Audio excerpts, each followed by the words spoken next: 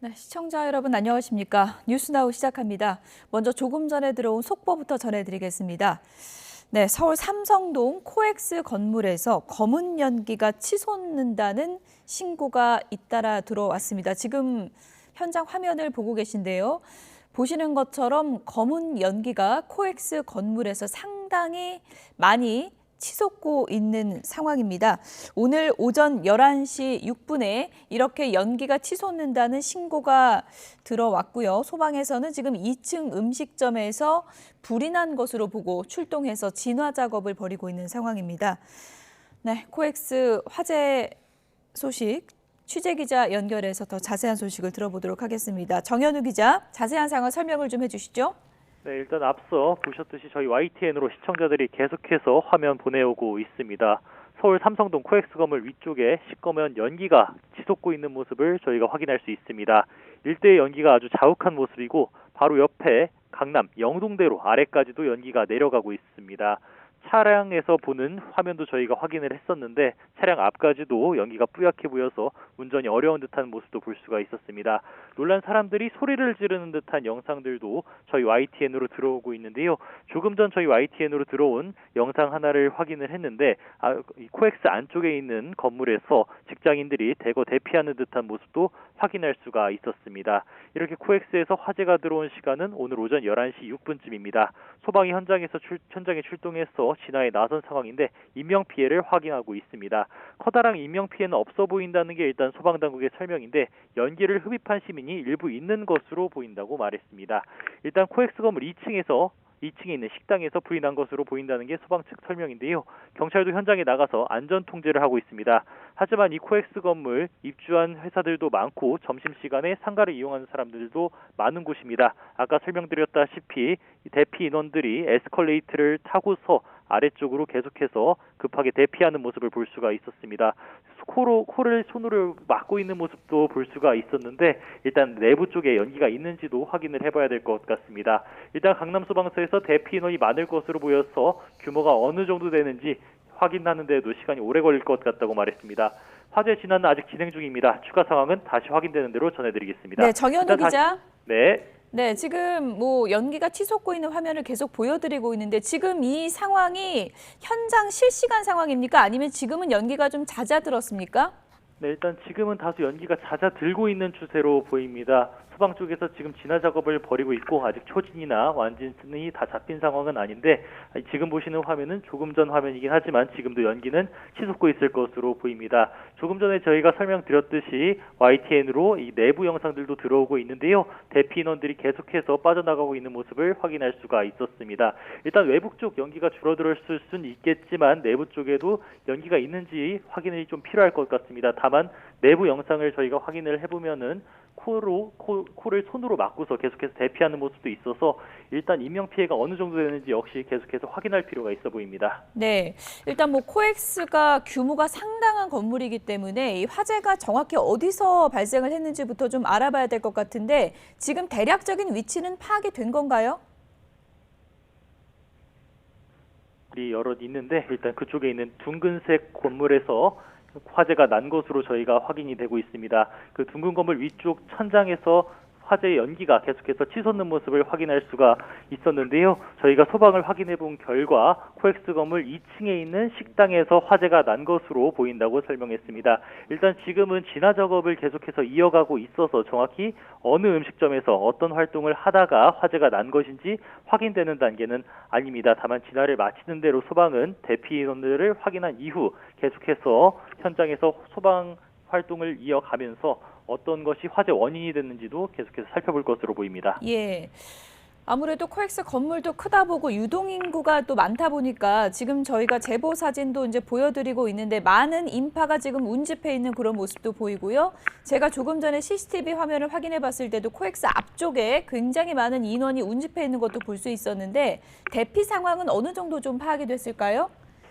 네, 일단 소방 쪽에서는 대피를 계속해서 이어가고 있다고 밝혔습니다. 경찰도 현장 통제를 하고 있어서 일단은 대피는 계속해서 이어지고 있는 것으로 보입니다. 다만 이곳 아까 앵커가 설명 주셨다시피 회사들도 많고 특히 지금 점심시간 직전이라서 이곳을 찾은 관광객이나 시민도 많을 것으로 보입니다. 대피 인원 상정이 아직 안 된 상황이라고 소방 쪽에서는 설명을 했습니다. 일단 다만 저희가 내부 쪽 영상을 확인해 본 결과 사람들이 계속해서 줄을 지어서 에스컬레이터를 타고 내려가고 급하게 빠져나가는 모습을 확인할 수가 있었습니다.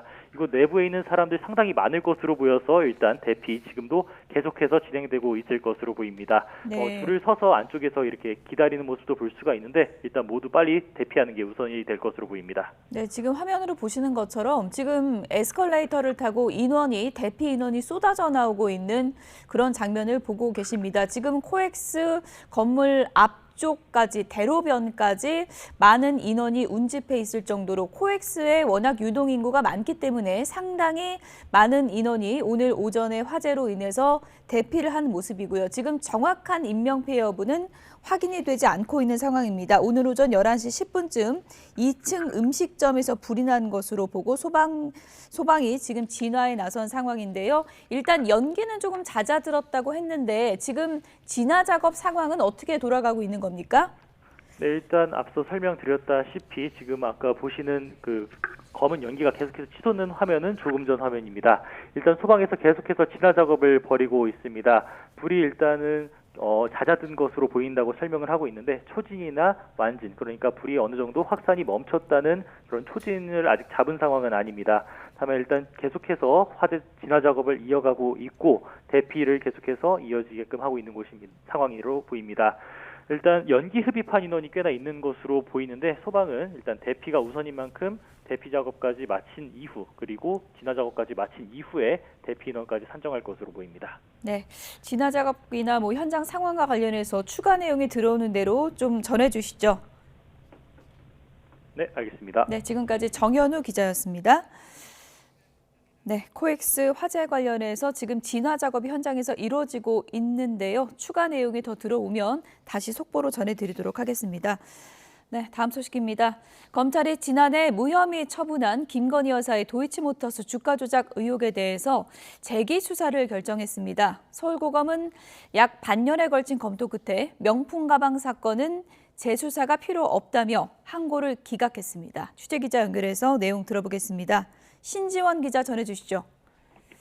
네, 서울고등검찰청은 오늘 윤석열 전 대통령의 배우자 김건희 여사의 자본시장법 위반 혐의 항고 사건에 대해 재기 수사를 결정했습니다. 김 여사의 도이치모터스 주가 조작 의혹 사건을 다시 수사할 필요가 있다고 판단한 겁니다. 다만 김 여사가 최재형 목사로부터 명품 가방을 받았다는 청탁금지법 위반 의혹에 대해선 재수사할 필요가 없다고 보고 항고를 기각했습니다. 앞서 서울중앙지검은 지난해 8월 김 여사의 명품 가방 사건을 무혐의 처분한 데 이어 지난해 10월에는 도이치모터스 주가 조작 의혹 사건을 무혐의 처분했습니다. 고발인이 검찰의 수사 결과에 불복해서 항고하자 서울고등검찰청은 지난해 10월부터 두 사건의 재수사 필요성을 검토해왔습니다. 김건희 여사는 도이치모터스 주가 조작 의혹과 관련해서 어떤 혐의를 받았습니까? 김 여사는 지난 2010년 전후로 발생한 도이치모터스 주가 조작 사건에 가담해 수익을 챙겼다는 의혹을 받고 있습니다. 지난해 사건을 무혐의 처분한 서울중앙지검 반부패 수사 2부는 실제로 김 여사의 계좌 6개 가운데 일부가 시세 조종에 동원됐다고 판단했습니다. 그러나 김 여사가 시세 조종에 관여한 전력이 없는 일반 투자자인데다 범행 기간에 이른바 주포로 통하는 세력과 직접 연락한 적 없다는 이유로 무혐의 처분했습니다. 당시 검찰 수사팀도 의심스러운 정황은 있지만 혐의를 입증할 증거가 불충분하다고 설명했는데요.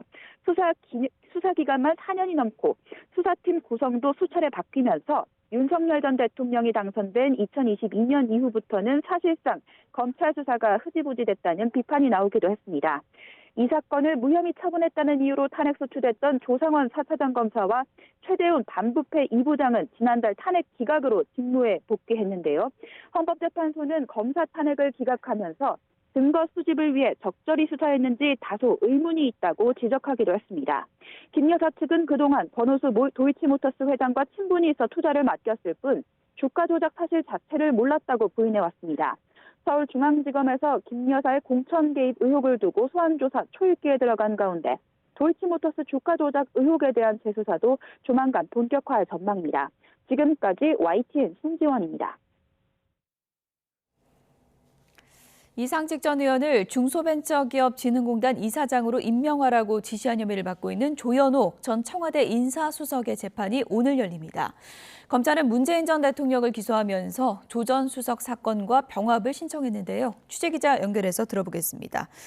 권준수 기자, 오늘 오후 재판에서 병합 문제가 논의되겠죠? 그렇습니다. 서울중앙지방법원은 오늘 오후 3시 10분 직권남용 권리행사 방해 혐의를 받는 조현옥 전 청와대 인사수석에 대한 2차 공판기일을 진행합니다. 조 전 수석은 지난 2017년 이상직 전 민주당 국회의원을 중소벤처기업 진흥공단 이사장으로 내정하기 위해 인사 담당자에게 채용 과정을 지원하라 지시한 혐의를 받는데요. 실제로 이 전 의원은 문재인 정부 출범 이후인 지난 2018년 3월 중진공 이사장에 올랐습니다.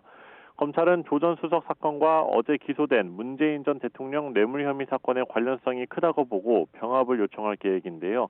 앞서 검찰은 문 전 대통령의 사위인 서모 씨가 이 전 의원이 창립한 이스타항공의 태국 법인에 임원으로 특채된 걸 문제 삼으며 문 전 대통령을 재판에 넘겼습니다.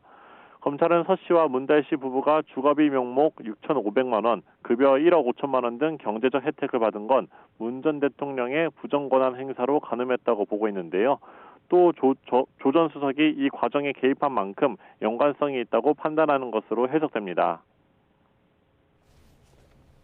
네, 문재인 전 대통령이 오늘 오후에 국회를 찾는데요. 검찰 기소에 대한 입장을 밝힐지 주목되고 있죠. 네, 문재인 전 대통령이 퇴임 후 처음으로 국회를 찾을 예정입니다. 오늘 오후 국회에서 열리는 4.27 판문점 선언 7주년 기념식에 참석하는데요. 이에 앞서서는 우원식 국회의장과의 면담도 진행합니다.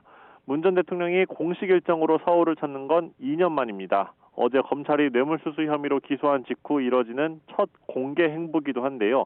입장을 직접 밝힐지가 관심입니다. 앞서 문 전 대통령 측은 어제 검찰을 향해서 짜맞춰 놓은 가공의 사실을 기반으로 위법한 벼락 기소를 한 거라고 비판했습니다. 또 법정에서 진실을 밝히는 걸 넘어 검찰권이 얼마나 어처구니 없이 남용되는지 밝히는 계기로 삼겠다는 입장을 냈습니다. 지금까지 사회부에서 YTN 권준수입니다. 네, 삼성동 코엑스 화재 관련해서 속보가 들어왔습니다. 다행히 큰 불길을 잡았다는 속보가 들어왔습니다. 소방에서 전한 소식에 따르면 오전 11시 42분, 그러니까 10분 전쯤에 초진이 이루어졌고요. 지금 다수 인원은 앞서도 보여드린 것처럼 대피한 상황입니다. 오늘 오전 11시 6분에 신고가 이루어졌고요. 대응 단계는 발령이 되지 않았습니다. 코엑스 건물 2층 식당에서 불이 시작된 것으로 현재 추정되고 있는 상황이고요. 현재는 화재에 큰 불길은 잡았다는 속보가 조금 전에 들어왔습니다. 추가 내용이 들어오는 대로 다시 한번 전해드리겠습니다. 네, 민주당의 대선 경선이 막바지에 접어들면서 각 주자들이 막판 표심 잡기에 총력을 쏟고 있습니다.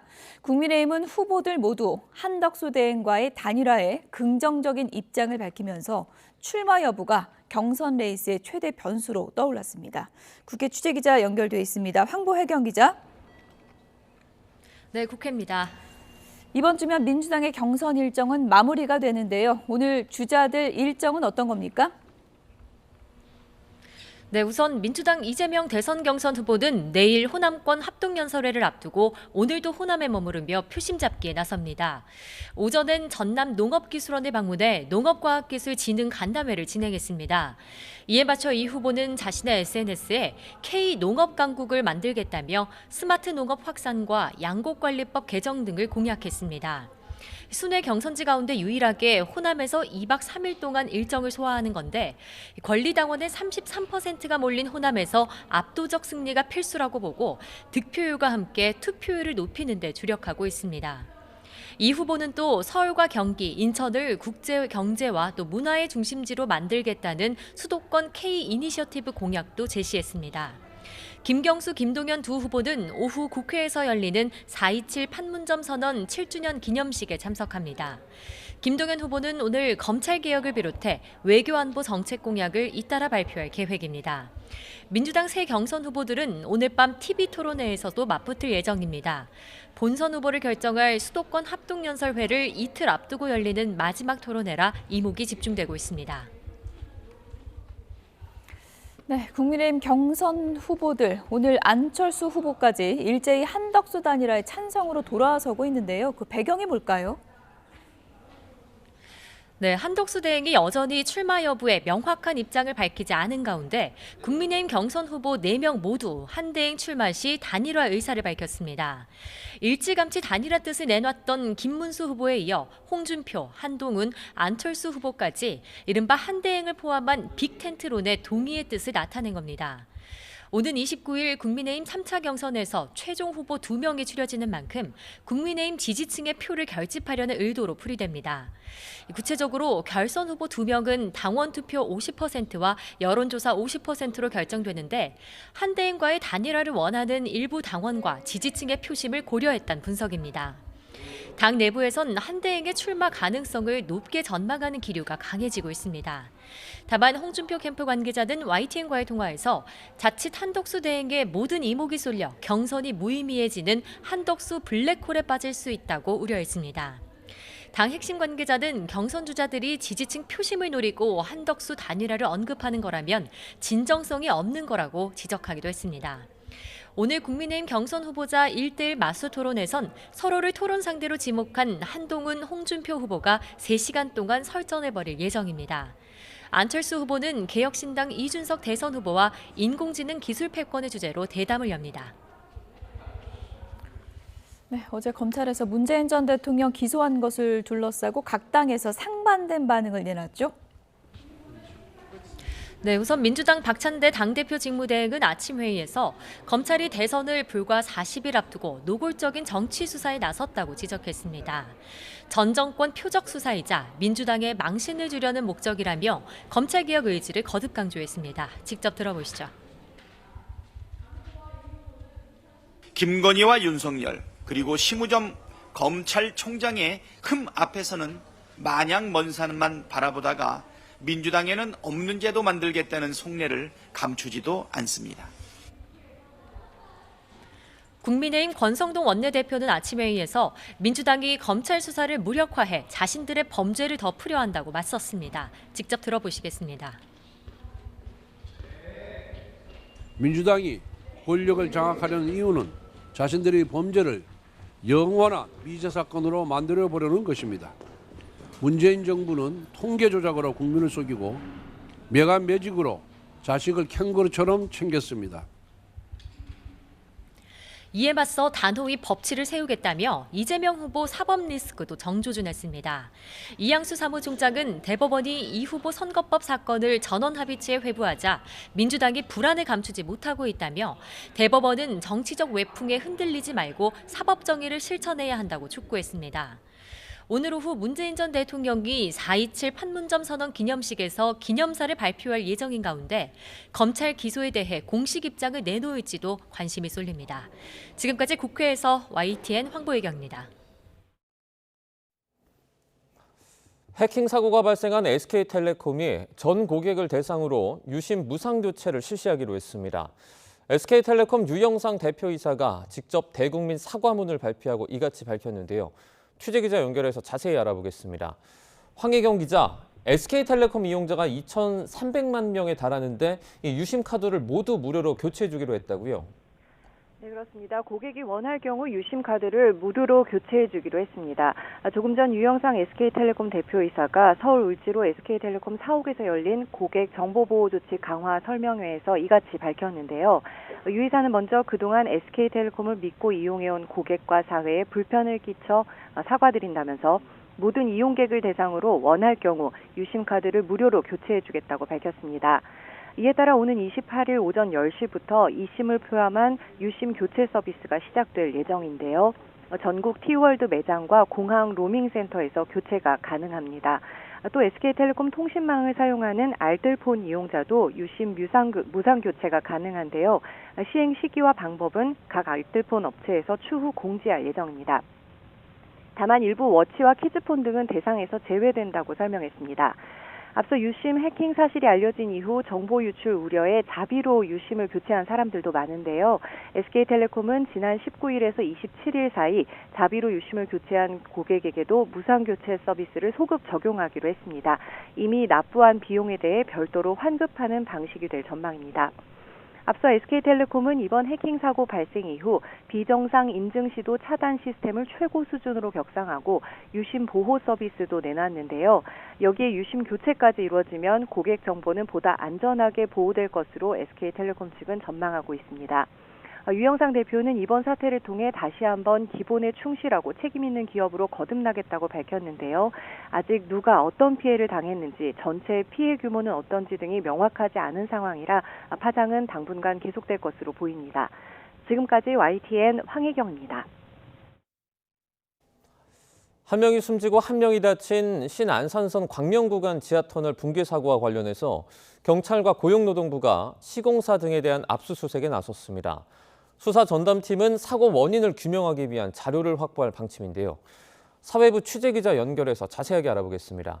표정호 기자, 압수수색 대상이 어디입니까? 네, 경찰과 고용노동부는 오늘 오전 9시부터 시공사인 포스코 ENC 본사와 현장 사무실, 그리고 감리업체 등 모두 7개 업체 9곳에 대해 압수수색을 진행하고 있습니다.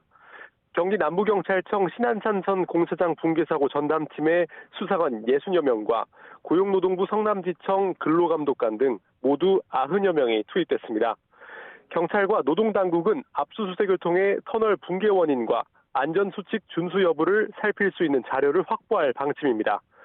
경찰은 지금까지 공사 현장 총괄과 안전관리 등을 담당한 관계자 3명을 업무상 과실치사상 혐의로 입건해 조사하고 있습니다.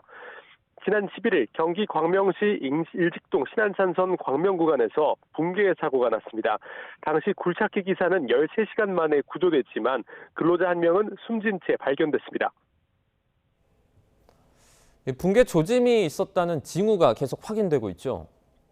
네, 먼저 YTN 보도를 통해 최초 신고 당시 이미 기둥이 파손된 상태였고 내부 공간에 변형이 있었던 것으로 확인됐습니다. 또 시공사인 포스코 ENC가 기둥 파손으로 계측을 시작한 뒤 꾸준히 터널 천장이 내려앉아 붕괴 1시간 전엔 최대 4cm까지 침하한 것으로 나타났습니다. 내부 CCTV 사진에선 점차 터널 천장 균열이 심해지고 바닥에 토사가 쌓이는 장면이 담기기도 했습니다. 이에 더해 공사일지까지 허위로 작성됐다는 의혹도 나오고 있는데 경찰은 오늘 압수수색을 통해 확보한 자료를 바탕으로 관련 의혹 전반을 확인할 방침입니다. 지금까지 사회부에서 YTN 표정호입니다.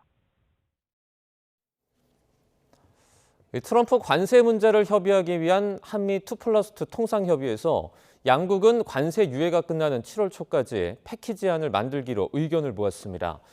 당장 다음 주 합의도 가능하다는 미국과는 달리 우리 정부는 서두르지 않겠다는 뜻을 밝혔습니다. 워싱턴에서 권준기 특파원입니다.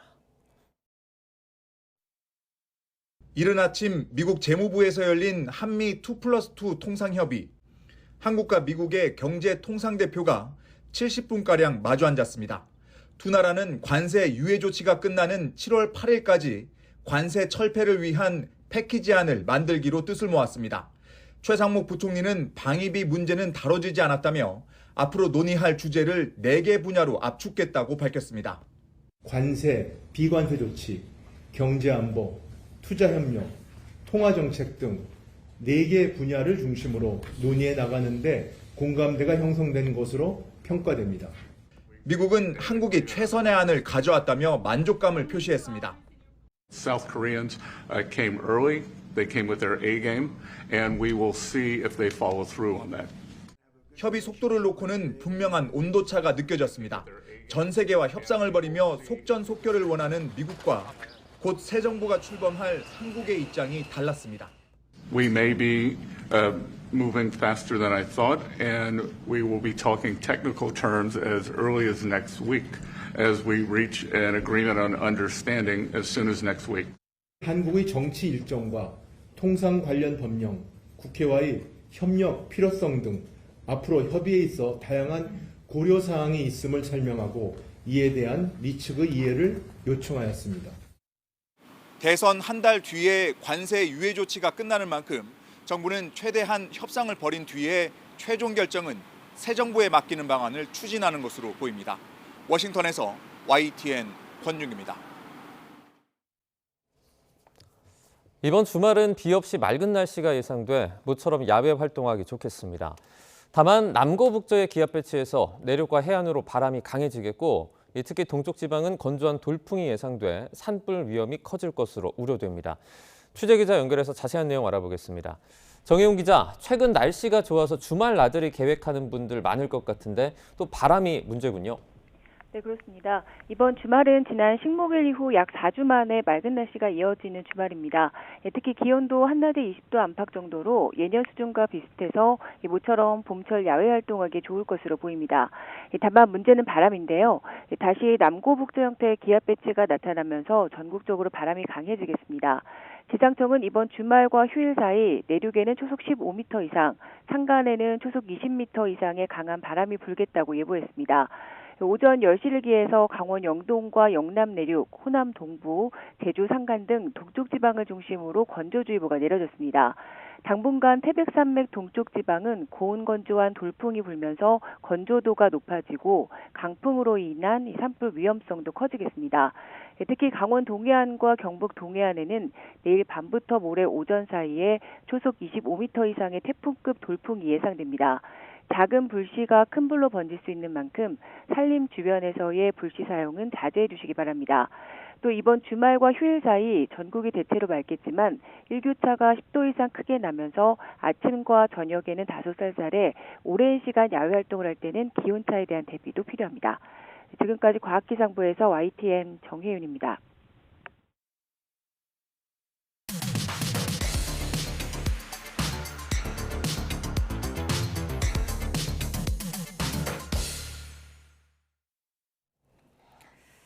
각이 살아있는 정치평론 시사정각 시작하겠습니다. 오늘은 전용기 민주당 의원, 서지영 국민의힘 의원 두 분을 모셨습니다. 어서 오세요. 네, 안녕하세요. 네. 대선이 이제 40일도 안 남았습니다. 39일 남았는데요. YTN이 실시한 여론조사 결과부터 좀 보겠습니다. 차기 대선 가상 3자 대결 여론조사입니다. 함께 보시죠. 먼저 이재명 대 한덕수, 이준석 이렇게 3자 대결을 가상해서 봤더니 이재명 49, 한덕수 29, 이준석 7입니다. 여기서 이재명 후보와 한덕수 대 출마를 가정한 것이죠. 격차가 20%포인트 격차입니다. 이번엔 후보를 홍준표 후보로 바꿔봤을 때 3자 대결에서 이재명 후보 48, 홍준표 후보 28, 20%포인트 격차 보였습니다. 김문수 후보라면 어떨까요? 이재명 후보와의 격차 보시는 것처럼 홍준표 후보보단 조금 더 높습니다. 23%포인트 격차입니다. 한동훈 후보 대입을 해봤습니다. 48대 22. 그리고 이준석 후보 6%, 여기서는 26%포인트 격차입니다. 네, 안철수 후보로 대입해봤을 때는 격차가 조금 더 벌어집니다. 27%포인트 격차가 나옵니다. 네, 여론조사마다 조금씩 수치의 차이는 있는데 어쨌든 YTN 여론조사만 보면 3자 대결에서 한덕수 대행을 대입했을 때 이재명 후보와 이 격차가 가장 좀 좁혀지는 것으로 나타나고 있습니다. 어떻게 해석하십니까?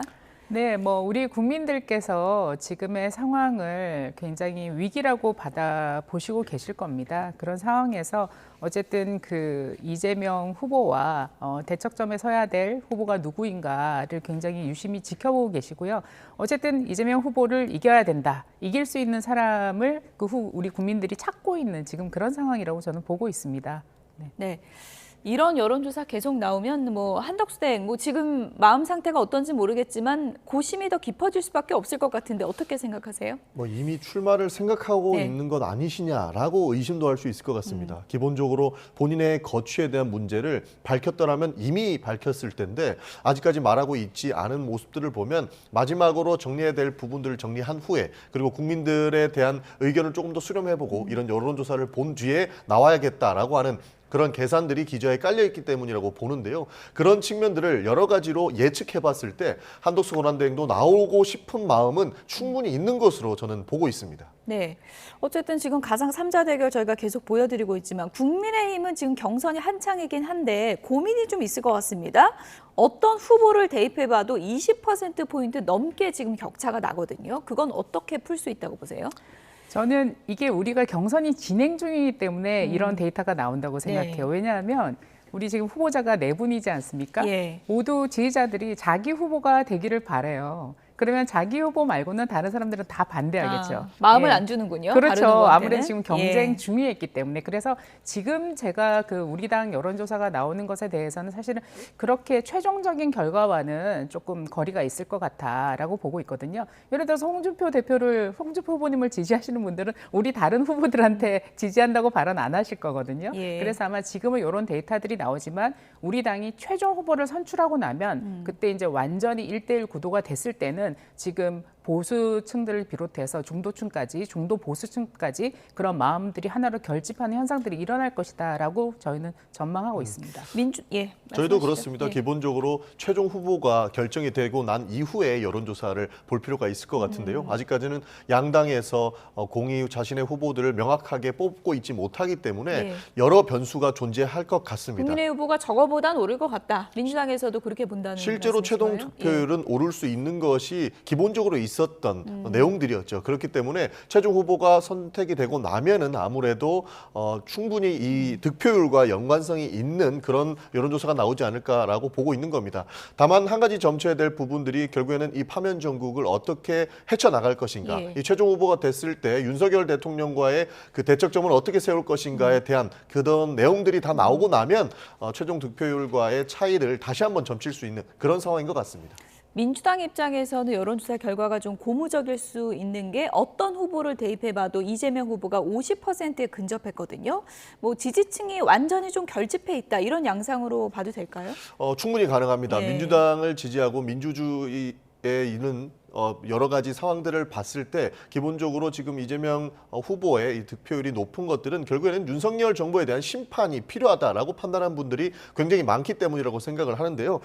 그런 차원에서 저희 그 민주 진영은 많이 결집해 있다라고 봐도 무방할 것 같습니다. 그런 차원에서 지금 사실 여러 여론조사가 나오더라도 별로 흔들리지 않는 부분들을 볼 수 있지 않습니까? 그래서 여러 상황을 대입해 보더라도 민주층은 많이 결집해 있는 양상이다. 이렇게 해석이 가능할 것 같습니다. 네, 국민의힘 주자들의 한 가지 특징. 어제 한동훈 후보와 홍준표 후보가 한덕수 나오는 것 오케이 이런 입장을 밝혔는데 마지막 남아있던 한 명 안철수 후보까지 오늘 입장을 바꿨습니다. 이렇게 되면 4명 다 오케이 이런 뜻을 표한 건데요. 안철수 후보는 어느 구름에서 비가 내릴지 모른다 이런 표현을 썼습니다. 저거 무슨 말입니까? 글쎄요. 안철수 후보나 다른 모든 후보자들께서는 사실은 이제 우리 보수 진영 전체를 다 세를 확장해야 되고 끌어모아야 된다는 그런 관점에서 그런 얘기를 하신 것 같고요. 그리고 어쨌든 지금 4분이 경쟁하고 있지 않습니까? 이런 상황 속에서도 여전히 그 한덕수 차출론이 계속해서 언론을 통해서 나오고 있기 때문에 또 한덕수 총리 대행의 권한 대행에 대한 여러 가지 기대치 이런 것도 흡수하고 싶으신 마음들도 다 있으실 것 같아요. 그런 차원에서 그런 말씀들을 하신 게 아닌가라고 생각을 하고 있습니다. 실제로 한덕수 후보가 이렇게 계속적으로 한덕수 후보가 아니죠. 아직 지금 권한 대행에게 거론되는 것 자체가 국민의힘에서는 후보가 뚜렷하지 않다라고 하는 그런 비판도 존재할 것 같습니다. 강력한 카드가 없다. 그렇습니다. 그러니까 제3의 후보인 그 한덕수 권한 대행에게 이런 제스처를 계속 보내고 있는 것 아닌가 보고 있는 것이고요. 사실 저는 기본적으로 정치 공학적으로 봤을 때 이런 양상 자체가 이해가 되지 않습니다. 기본적으로 국민의힘의 지지층들 그리고 당원들도 충분히 이 여론조사에 응할 텐데 자당의 후보들보다 오히려 밖에 있는 인물에 대해서 더 많은 지지도를 보이고 있는 것. 사실상 이것은 자폭행위와 같거든요. 그런 차원에서 봤을 때 같은 후보군으로 봐도 무방할 것 같고 굉장히 그 4분의 후보 입장에서는 상당히 불쾌한 그런 여론조사 형태도 읽을 수 있을 것 같습니다. 그런데 저는 어떻게 보면 조금 자연스러운 현상일 수도 있다고 생각합니다. 왜냐하면 역대 그 대통령 권한 대행을 하셨던 분들이 대부분 대선 후보로 많이 거론이 되셨었어요. 예전에 고건 총리 같은 경우에도 대통령 권한 대행하시고 민주당의 굉장히 유력한 대선 후보로 주목을 받았습니다. 예. 전 날짜도 기억하는데요. 그러다가 연말이 대선이었는데 아마 1월 중순쯤에 이제 불출마 선언을 하셨던 걸로 알고 있거든요. 그래서 이 아주 특수한 상황에서는 국민들도 이 상황을 굉장히 특수하게 바라보시는 거라고 저는 생각을 합니다. 예. 그래서 그러한 권한 대행께 기대하던 바, 그리고 이미 대통령의 직위를 수행하고 있기 때문에 국민 여러분들께서 그런 차원에서 신뢰할 수 있을 만한 인물들로 지켜보시는 게 아닌가, 그런 바람이 좀 이렇게 투영이 되는 게 아닌가. 그리고 또 민주당에서 이렇게 계속 띄워주고 계시잖아요. 계속해서. 그런 민주당에서 것도 띄운 겁니까? 민주당에서 많이 띄우고 있지 않습니까? 탄핵까지 시키고 다시 복귀하시고 이러한 그간에 있었던 여러 가지 드라마틱한 상황들이 국민들로 하여금 또 한덕수 대행을 주목하게 만든 게 아닌가 그렇게 생각하고 있습니다. 저희는 짧게요. 한덕수 권한 대행이 나오는 거 땡큐다 이렇게 얘기한 적도 있습니다. 왜냐하면 윤석열 대통령이 재출마하는 것과 마찬가지다. 그만큼 이 파면 정권에서 책임론이 부각되어 있다라고 읽기 때문인데요. 한덕수 권한 대행이 다른 것 다 잘못하더라도 계엄이라도 막았다면 그런 평가 안 받을 겁니다. 그러나 계엄을 막지 못했던 책임이 아주 큰 권한 대행이자 그때 당시에 국무총리가 재출마하겠다는 것은 절대 반성하지 않고 계엄의 정당성이 있다라고 하는 것으로도 읽힐 수 있기 때문에 그런 측면에서 저희는 크게 의미를 두고 있지 않습니다. 한덕수 나오면 땡큐, 한나 땡인데 그래도 나오지는 말아라 이런 입장인 거죠, 민주당은? 나오지 말아라고 하는 것들은 지금 이 상황을 정리할 책무가 있고 책임이 있는 사람이기 때문에 나오면 안 나오지 된다. 말라고 하는 겁니다. 사실 나와도 됩니다. 이만큼 책임 없는 정부라는 것을 다시 한번 자명하는 것이기 때문에 한덕수 권한대행이 나오는 것은 끝까지 책임을 방기하고 본인의 책무보다는 다음 권력을 향한 열망이 더 높구나, 그런 욕심이 보이는구나 라고 읽을 수 있기 때문에 나와도 되는데 적어도 국무총리로서 마지막까지 소명을 본인이 알고 있다면 안 나오는 것이 대한민국에게도 그 국익에게도 마땅한 일이 될 것이라고 평가하는 겁니다. 아니 탄핵시킬 때도 잠시만요. 언제고 지금은 소명을 얘기하시는 게 저는 조금 희한하고 모순되게 느껴집니다. 네. 그 탄핵 전국에서도 불법을 하지 않았다라는 내용은 없지 않습니까? 끝으로 듣겠습니다. 네. 헌법재판소에서도 문제가 있지만 중대하지 않았다라는 내용인 것이 위법한 행동을 하지 않았다라고 하지 않았기 때문에 책임이 있는 겁니다. 그에 대한 책임은 징계 절차로서 탄핵을 충분히 얘기할 수 있는 부분이고요. 이제 국민의 선택을 받는 것도 뭐 하나의 역할이 될 수 있을 것 같습니다. 국민의힘 후보들이 뭐 한덕수 오케이라고 했지만 단일화할 수 있다라고는 했지만 속내는 내가 되는 단일화를 원한다 이런 거겠죠?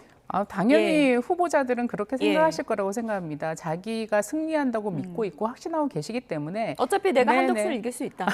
후보자로서는 당연히 그런 생각을 가져야 되지 않을까요? 그렇지만 이제 그 우리 후보자들이 이제 단일화에 대해서 굉장히 긍정적인 의사를 표시한 거에 대해서 의심을 하는 건 전 적절치 않다고 생각해요.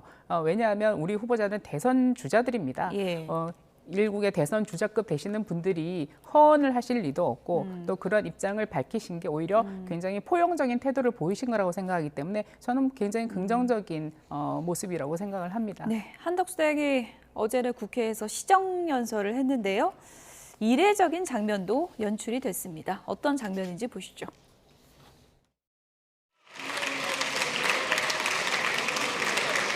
네, 수고하셨습니다. 잠깐 자리에 앉아 계시죠. 국회의장으로서 권한대행께 한 말씀 드리지 않을 수 없습니다. 헌법재판소 판결에서도 이미 확인되었듯이 대통령과 권한대행의 권한이 동일하다는 것은 헌법에 위배되는 발상입니다. 상설특검 추천 의뢰 등 해야 할 일과 헌법재판관 지명 등 하지 말아야 할 일을 잘 구별하시기 바랍니다.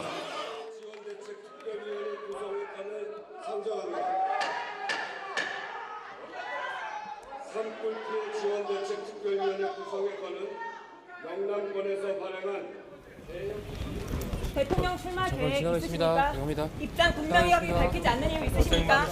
권한대행으로서 헌법 위배 주장하십니까? 네. 퇴장하는 한덕수 대행 다시 앉아달라라고 했고요. 우원식 의장이 이른바 뭐 작심 발언한 겁니까? 어떻게 봐야 됩니까? 작심 발언한 것이죠. 예. 그동안 국회를 무시해왔던 부분에 대해서는 명확히 짚고 넘어가야 되기 때문에 우원식 국회의장께서 저렇게 말씀해 주신 것 같습니다. 사실 까놓고 보면 우원식 국회의장의 말 중에 틀린 말이 하나라도 있습니까?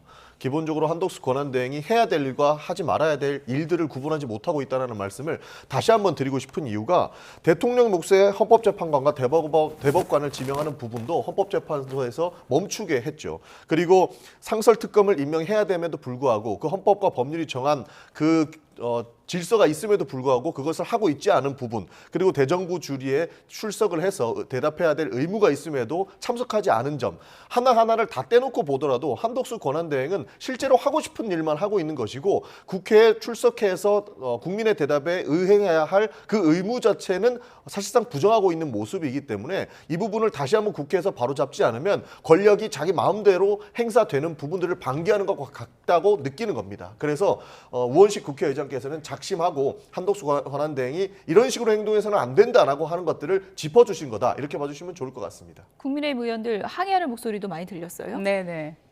굉장히 이례적인 모습이죠. 아직까지 그 대한민국의 현재 국가의전 서열 1위는 한덕수 권한대행이십니다. 의전 서열 2위가 현재 국회의장이시죠. 국회의장께서 저 대통령 권한대행을 자리에 앉혀놓고 이런저런 본인의 생각을 얘기를 하시는 게 저는 굉장히 무례한 행동이었다고 생각을 합니다. 그리고 역대 그런 일도 없었고요.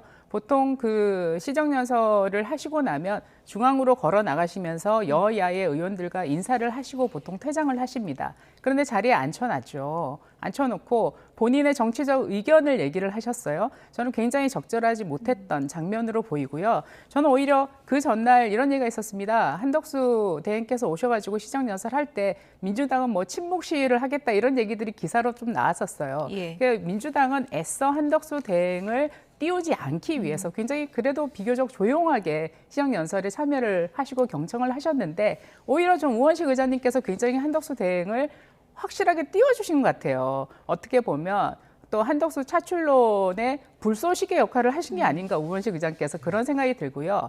우원식 의장께서 그 권한대행께 해야 할 일과 하지 말아야 될 이런 얘기로 훈계조로 말씀하셨는데 이것이야말로 저는 그 국회가 행정부 수반을 존중하지 않는 국회의 품위를 굉장히 떨어뜨린 일이라고 생각합니다. 우원식 의장이야말로 해야 할 일과 하지 말아야 될 일을 좀 구별을 하셔야 될 것 같고요. 예. 그런 차원에서 이번에 이런 우원식 의장께서 벌인 이벤트는 굉장히 민주당으로서는 굉장히 실망스러운 일이 오히려 되지 않을까 저는 그렇게 생각하고 있습니다. 행정부 수장이 잘못된 행동을 하고 있을 때 바로잡지 않는 것이 국회의 의무를 위반한 것으로 볼 수 있습니다. 그렇기 때문에 우원식 의장께서 이렇게 정확하게 지적을 해주신 부분들은 다 반드시 필요했던 일들이고 한덕수 권한대행은 이것을 따갑게 받아들이셔야 된다라는 말씀 드리고 싶습니다. 민주당도 전혀 예상 못했습니까? 어제 우원식 의장 발언이요? 그렇습니다. 민주당도 우원식 의장께서 작심 발언하실지는 이해 못했습니다. 예. 처음에 인지하지 못했습니다. 예. 그러나 저렇게 지적하시는 부분들이 오히려 바람직했다라고 말씀을 드리는 것이고 굉장히 이례적이라고 말씀을 해주시는데 이례적이죠. 국무총리가 이렇게 헌법과 법률을 무시한 적도 없었습니다. 이례적으로 법률을 위반하고 있는 부분에 대해서 국회의장이 지적을 하는 것은 당연하다는 말씀을 다시 한번 드리는 것이고 조금 전에 뭐 국가 서열 순위 말씀해 주셨는데 지금은 한덕수 권한대행이 1위가 맞죠. 2위가 우원식 국회의장이 맞습니다. 그러나 원래 같았으면 1위가 대통령, 2위가 국회의장, 3위가 대법원장 아니겠습니까? 그런 서열 순위가 쭉 존재하고 실제로 국무총리는 4위, 5위인데 1등을 만들어 줘놓으면 그 권력을 자기 마음대로 행사하는 것은 아니거든요. 그런데 지금 한덕수 권한대행께서는 자신이 국가 서열 순위 1위를 의식해서 그런지는 모르겠으나 굉장히 무례하고 법률을 위반하는 모습들을 지속적으로 보이기 때문에 행정부의 수장으로서의 잘못은 따끔하게 지적을 해주시는 것이 마땅하다라는 겁니다. 네. 저는 오히려 그 한덕수 총리가 굉장히 돋보였던 상황을 우원식 의장께서 연출하신 거라고 봐요. 예. 그렇게 그 권한대행 1국의 대통령직을 수행하는 분을 자리에 앉혀놓고 훈계하시는데 그럼에도 불구하고 권한대행께서 그 자리에 착석을 국무위원석에 착석을 하셔서 경청을 하시는 모습을 보여주셨습니다. 그야말로 겸손하고 겸허한 자세를 보여준 모습이라고 보고 그리고 참 다행스럽게도 우리 권한대 이렇게 인품과 품격을 갖춘 권한대행께서 이 어려운 시국을 이끌고 있다라는 것이 다행스럽게 생각이 됩니다. 짧게 한 말씀만 드리면 대통령 권한대행은 왕이 아닙니다. 누가 왕이라고 했습니까? 과거의 왕 위치에서 국민들한테 따가운 소리 안 듣고자 하는 것 그건 잘못된 행동입니다. 아니 왕처럼 행동하는 분이 그렇게 국회의장이 얘기하는데 앉아서 경청하시면서 그러니까 대통령 가겠습니까? 권한대행은 네. 왕이 아니기 때문에 국민들께 따끔하게 혼나는 것은 당연한 겁니다. 누구도 왕이라고 생각하지 않습니다. 네. 애써 그렇게 갖다 붙이는 것이야말로 무례한 표현이라고 생각을 합니다. 어쨌든 어제 한덕수 대 우원식 의장의 얘기를 듣고 나오는 길에 기자들이 또 물었습니다. 대선 나갈 건지 물었는데 또 노코멘트 이렇게 반응을 보이지 않았는데 어쨌든 지금 언론에서는 굉장히 주목을 하고 있고요. 지금 구체적인 날짜까지 지금 거론이 되고 있습니다. 다음 주 30일 정도라고 이제 거론이 되고 있는데 왜 그런지 그래픽을 좀 보여주시면 이해가 될 것 같습니다. 일단 28일에 최상목 장관 귀국을 합니다. 미국에서 돌아오고요. 그 다음 날 국민의힘 결승 진출자 2명이 가려지죠. 이 이후에 이제 국무회의 일정이 있기 때문에 이것까지 마치고 나서 바로 하는 거 아니냐. 이제 국민의힘 경선 2명 남는 그 시점, 그 정도에는 의사를 밝히지 않겠느냐. 이 기사거든요. 어떻게 보세요? 가능성 있다고 보세요? 글쎄요, 왜 이렇게 한덕수 대행 이야기를 우리가 오래 해야 되는지도 사실은 잘 모르겠습니다. 두 분이 말을 좀 길게 하셔서 더 길어졌습니다. 저는 좀 짧게 했던 것 같은데. 예.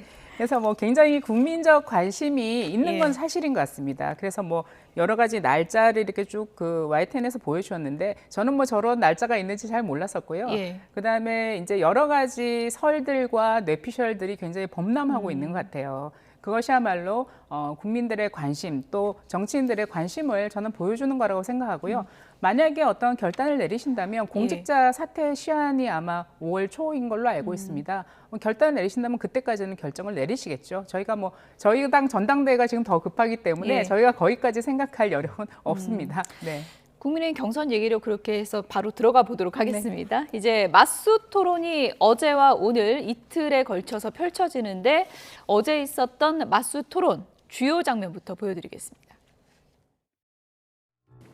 윤석열 대통령께서는 또 한동훈 후보에 대해서 눈에 넣어도 아프지 않은 후배다 이렇게 말씀하셨어요. 그만큼 사적으로 굉장히 관계가 좋았죠. 윤석열 대통령을 찾아봐야 된다고 봐요. 찾아뵙고 정말 제가 인간적으로 못할 짓을 했습니다. 우리 당이 바로 탄핵을 성사시킨 그 역할을 내가 당대표로서 했는데 이거 정말 잘못됐다. 당원 여러분들 죄송합니다. 그러고 후보로서 정말 정중하게 사과를 하거나 아니면은 정말 후보직을 사퇴하는 것이 옳지 않느냐 이렇게 봅니다. 충성은 나라에 해야 되는 것이지 저한테 해야 되는 것이 아니거든요. 저는 공직은 개인의 하사물이나 전유물이 아니다라는 말씀을 드리고 싶습니다. 계엄은 아버지가 와도 막아야 되는 거예요. 계엄이 잘못된 것이 아니라는 생각을 갖고 계신 것 같아요. 헌법재판소 결정이 났지만 결정은 따르지만 저는 그래서는 이번 선거 치를 수 없다고 생각합니다. 보수의 진짜 책임은 국민 앞에서 반성하는 것부터 저는 시작한다고 생각합니다. 그래서 정말 그 이재명 민주정당에게 대한민국을 헌납할 수는 없지 않습니까? 저는 그런 점에서 국민께 사과하시는 우리 안철수 후보 같은 경우는 사과를 하시고 꼭 우리 국민의힘의 안철수 후보께서 대통령을 탄핵해야 되겠느냐 그런 점에서는 제가 탄핵한 적이 없습니다. 탄핵에 아마 같이 가표를 찍으신 것으로 그렇게 알고 있고 그 장소에 또 탄핵 소추안이었습니다. 네, 먼저 김문수 대 한동훈 역시나 계엄 얘기가 나왔습니다. 김문수 후보가 배신자 프레임이라는 걸 굉장히 강조했습니다. 그러니까 윤석열 전 대통령에게 눈에 넣어도 안 아플 후배 이 얘기를 반복적으로 했거든요. 배신자 프레임을 좀 씌우려고 한 것 같은데 결과는 어떻다고 보십니까? 실제로 한동훈 후보의 이런 지지율이 낮게 나오는 이유도 결국에는 배신자 프레임을 이미 가지고 있기 때문이라고 보고 있습니다. 그런 측면에서 김문수 후보는 사실 저희가 보기에는 윤심을 얻고 있는 후보였지 않습니까? 그런 차원에서 배신자 프레임을 강화하는 것이 한동훈 후보와 본인의 경쟁력의 차이를 보여주는 것이라고 계산한 것 같습니다. 그래서 그 프레임을 조금 더 강화하고 있다. 이렇게 봐도 무관할 것 같습니다. 아버지가 계엄을 해도 막는다. 우리는 이제 국민께 사과를 해야 한다. 한동훈 후보가 이렇게 맞받아치기도 했는데 어떻습니까? 이제 2명 추리는 데서는 당심 50이 들어가는 변수가 생기잖아요. 한동훈 후보에게 씌우려 했던 이 배신자 프레임 이게 좀 불리하게 작용할 수 있다고 보십니까? 아무래도 뭐 불리하게 작용할 수는 있을 것 같습니다. 예. 그런데 이 경쟁이라는 걸 하다 보면 굉장히 날선 발언들이 많이 오가기 마련입니다. 누구나 상대의 그 취약점이라고 하는 것을 물고 늘어지게 되고 또 상대의 강점을 약화시키려고 하고 나의 강점을 부각하려다 보니까 이 두 분 같은 경우에는 어떻게 보면 이 탄핵 전국에 있어서 좀 굉장히 대척점에 계신 분이라고 볼 수 있지 않습니까? 예. 그러다 보니 탄핵을 놓고 여러 가지 공방을 굉장히 많이 하셨던 것 같고요. 결국은 그 우리 당 당원들과 그다음에 무당층으로 구성되어 있는 이제 그 50대 50의 그 경선 과정에서 그 당원들의 판단이 있을 것 같습니다. 그걸 저희가 이제 지켜보는 과정이고 그럼에도 불구하고 굉장히 뜨거운 논쟁이 펼쳐지고 있다는 것은 저희는 우리 당 경선에 있어서는 굉장히 또 흥행에는 도움이 된다 그렇게 생각을 하고 있습니다. 맞수 토론이 지지율에는 어떤 변수가 될지도 관심이 쏠리고 있는데요. 국민의힘 경선 후보들 지금 지지율은 어떤 성적표를 기록하고 있는지 보겠습니다. 먼저 YTN 여론조사 결과부터 보여드리겠습니다. 국민의힘 차기 대선 후보 적합도 이렇게 나타나고 있습니다. 김문수, 안철수, 한동훈, 홍준표 순이고요. 지금 보시는 것처럼 한동훈 후보가 19%로 높게 나타나고 있는 상황입니다. 그런데 국민의힘 지지층으로 좀 한정을 해서 보면 결과가 조금은 달라집니다. 김문수 후보가 가장 높게 나오죠. 31, 한동훈 후보가 29, 홍준표 후보가 23% 순입니다. 이번엔 한국갤럽 여론조사 결과도 좀 보여드리겠습니다. 장래 정치 지도자 선호도 오늘 나온 갤럽 여론조사 결과입니다. 이재명 후보가 가장 높습니다. 38%, 40%에 육박하는 지지율을 기록하고 있고요. 국민의힘 후보들 지지율을 보면 한동훈 후보가 이번에 갤럽 조사에서 가장 높게 나왔습니다. 8%를 기록했습니다. 전용규 의원님. 국민의힘 후보들만 좁혀서 보면은 지금 추세로만 보면은 한동훈 후보가 경선 과정에서는 조금 상승세가 두드러지는 것 같아요. 실제로 시작했던 지지율보다 지금은 굉장히 많이 올라온 지지율들을 여러 데이터로 확인할 수가 있었습니다. 실제로 YTN에서 의뢰한 저 조사에도 그런 모습들이 보이고 있는데 그러다 보니 김문수 후보 같은 경우에는 철저하게 더 배신자 프레임을 씌우는 모양새를 보이고 있는 거 아닌가 싶은 겁니다. 사실 초반만 하더라도 김문수 후보, 홍준표 후보가 실제로 는 최종 경선에 올라가지 않을까를 점쳤습니다. 그러나 이런 여러 가지 상승세를 봤을 때 충분히 한동훈 후보도 그 배신자 프레임을 오히려 이겨내고 최종 후보로 납정이 될 수 있는 상황이 연출되지 않을까 이렇게도 생각을 하고 있습니다. 네, 이제 관심은 최종 2인 결승전이라고 표현해야 될까요? 네. 결승전에 누가 오를까인데요. 각 캠프마다 지금 전망은 분분합니다. 그 내용 듣고 오겠습니다. 아까 홍준표 한동훈 그러셨어요? 왜냐면요. 사실 어제 그 토론이 김문수 후보님한테는 거의 치명적이었거든요. 그래서 제가 보기에는 굉장한 타격을 입을 거예요. 어제 토론으로? 네, 제가 듣기에는 그 캠프 분위기가 아주 정말 제 입으로 경쟁 캠프니까 얘기하기는 좀 그렇고요. 초상집이었대요? 예, 그렇다고 하더라고요. 근데 거기다가 이제 홍준표 후보님이 오늘 어떻게 하실지 모르겠어요. 근데 그 전 토론, 1차 토론에서는 홍준표 후보님도 상당히 이른바 똥볼을 차셔서 그래서 상당히 좀 논란이 있었잖아요. 경선 토론으로 그 후보가 결정되지는 않아. 근데 그렇지 않은 경우도 있겠구나라는 생각이 들어요. 홍 후보님 결승에 진출한다고 하면 나머지 한 명은 누가 될까요? 김문수 후보가 될 가능성이 높다 저는 이렇게 판단을 하고 있습니다. 이제 50%의 당신과 50%의 일반 여론조사가 있습니다. 아시다시피 한동훈 후보가 어떤 형태로든지 당내에서는 그 탄핵 문제로 지지도가 굉장히 낮습니다. 그러면 이제 한동훈 후보가 적어도 이걸 극복하기 위해서는 일반 여론조사에서 홍준표와 김문수를 많이 앞서줘야 됩니다. 이걸 극복할 수는 저는 없다고 생각을 합니다. 네, 누가 올라가게 될까요? 찬탄반탄 구도여서 한 명씩 예를 들어 뭐 홍준표 대 한동훈이 될지 아니면은 반탄 2명 홍준표 대 김문수가 될지 뭐 많은 분들 궁금해하고 있는데 개인적으로는 어떻게 전망하세요? 제가 개인적인 얘기를 하면 안 되거든요. 안 되겠죠. 네. 그래도 한번 여쭤봤습니다. 제가 뭐 개인적으로는 대선 준비위원이기도 하고 또 당직도 맡고 있어서 뭐 특정 후보자들에 대해서 제가 평가를 하고 이런 것들은 적절치는 않습니다. 전반적으로 이 경선 상황을 볼 때 지금 굉장히 우리 당 경선의 흐름에 대해서 관심도가 계속 높아지고 있다는 것이 저는 굉장히 주목해야 될 부분이라고 생각합니다. 오히려 시청률 이런 걸 좀 유심히 보고 계실까요? 네, 지금? 그렇습니다. 네. 그 조회수도 엄청나게 예. 높고요. 그 뭐 전용기 의원 계신데 또 죄송하긴 합니다만 민주당 경선에는 아무 관심이 없거든요. 예. 민주당 경선에 너무 대해서 너무 심하게 얘기하시는 거 아닙니까? 오늘도 뭐 민주당 경선에 대해서 예. 전혀 질문이 없지 않습니까? 네, 질문 관심이 조금 이따 없는 드릴 것이고 겁니다. 그다음에 뭐 결과가 워낙 뻔하기 때문에 예. 뭐 그렇게 그 흥미 있는 그런 경선이라고 보지 않죠. 그리고 예. 두 분의 후보자들 같은 경우에 제가 알기로는 뭐 지지율도 한 4%, 5% 정도에 불과하다고 제가 알고 있습니다. 그런데 비해서 우리 경선 후보자들이 여러 가지 경선 시스템 자체가 이제 4강, 양강으로 올라가는 과정을 거치면서 굉장히 주목도가 높아지고 후보자들마다 굉장히 파이팅이 커지고 있다. 저는 이렇게 보고 있습니다. 네. 예.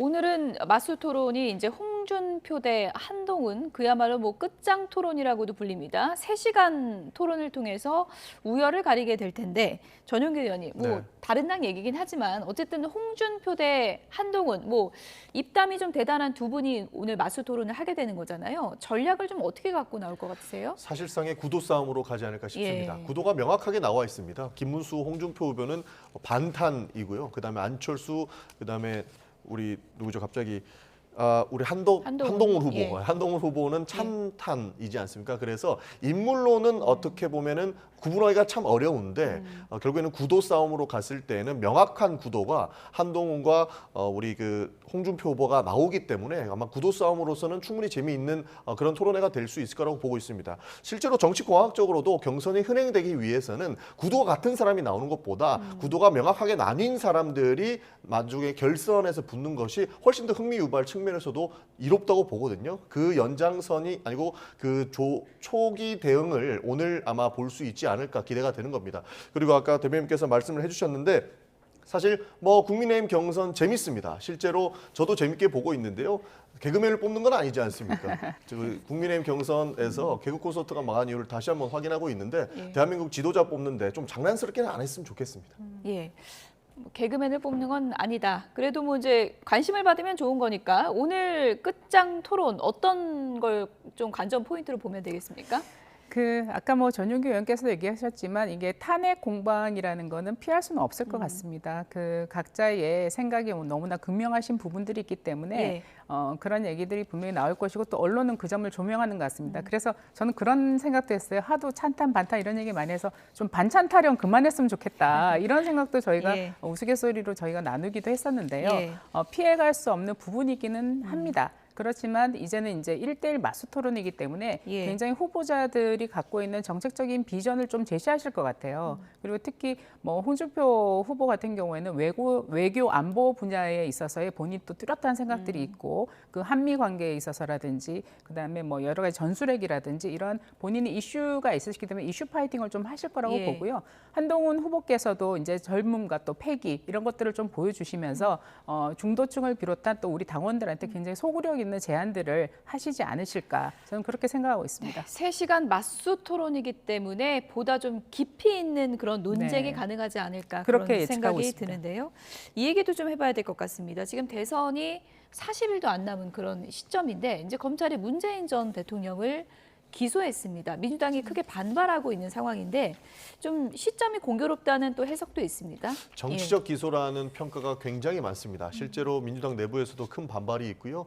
이 부분은 검찰이 너무 정치에 오랫동안 많이 개입하려고 하는 것 아니냐 하는 의심까지 사기 딱 좋은 시그널이라고 봅니다. 실제로 지금 윤석열 전 대통령이 내란 우두머리 혐의로 재판을 받고 있지 않습니까? 거기에 더 치우기 위한 것이 이제는 이재명을 넘어서 문재인이다라고 생각한 것 같습니다. 예. 그래서 이 정치적 기소라고 하는 이런 내용들을 많은 민주당 의원님들께서 이야기를 하고 있는 것이고요. 실제로 내부적으로도 화가 많이 나 있습니다. 어떻게 이렇게 정치적으로 기소까지 할 수 있느냐고.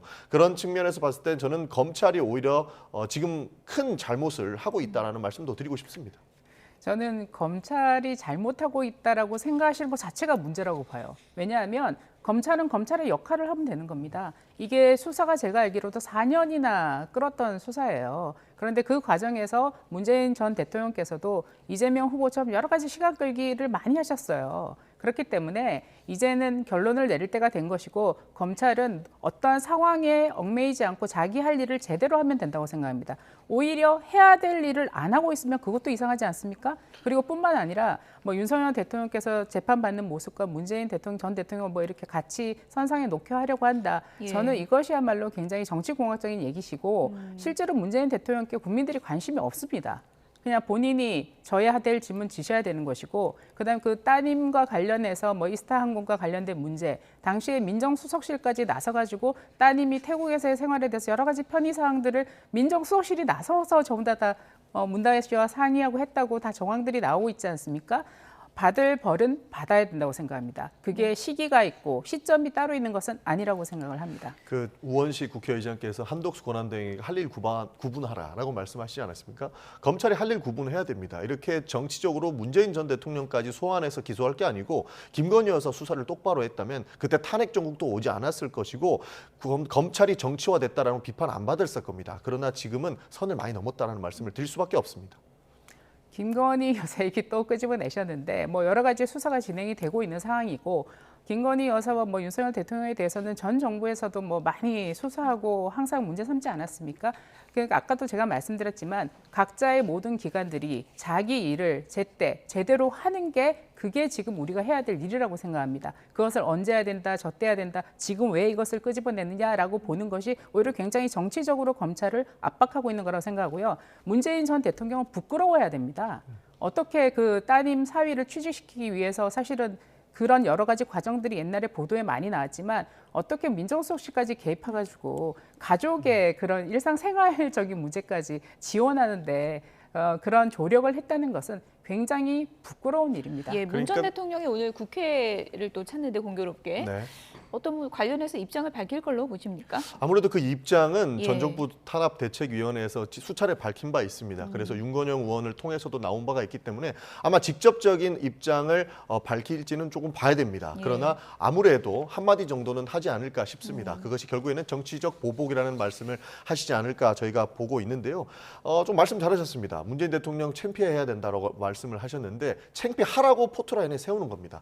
4년 전에 있었던 일이면 4년 전에 했어야 오히려 앞뒤가 맞지 않겠습니까? 그런데 이제 가지고 와서 윤석열 전 대통령의 재판과 같이 문재인 전 대통령의 재판을 끌고 가려고 하는 모습들이 과거에 일하지 않았기 때문에 지금이라도 끌고 와가지고 한다는 느낌을 지울 수가 없는 것이고, 윤석열 전 대통령과 김건희 여사 수사와 관련해서는 전 정부에서도 털었다고 말씀 주시는데 그때 그 전 정부 문재인 정부의 검찰총장이 윤석열 전 대통령이었습니다. 수사가 되지 않았던 부분, 이런 정치적인 내용들을 왜 이렇게 검찰이 많이 가지고 와서 논하는지 이해할 수가 없고, 검찰은 정치에서 손 떼라는 말씀 다시 한번 드리고 싶은 겁니다. 딸의 생활을 특정 기업을 통해서 책임지게 했던 역대급 아빠 찬스에 대해서 반드시 부끄러워하셔야 되고, 오히려 그 부끄러움에 대해서 국민 앞에 사과를 표명하셔야 된다고 생각을 합니다. 그게 맞는 말입니까? 사실 문재인 전 대통령이 결국에는 뇌물을 받기 위해서 그 뇌물 받은 것이 사위가 취업했다는 내용입니다. 예. 우선은 어쨌든 너무 정치적입니다. 기소 결정 내려진 것에 대해서 이제 해석은 분분한데 재판에서 이제 가려질 문제가 된 것 같고요.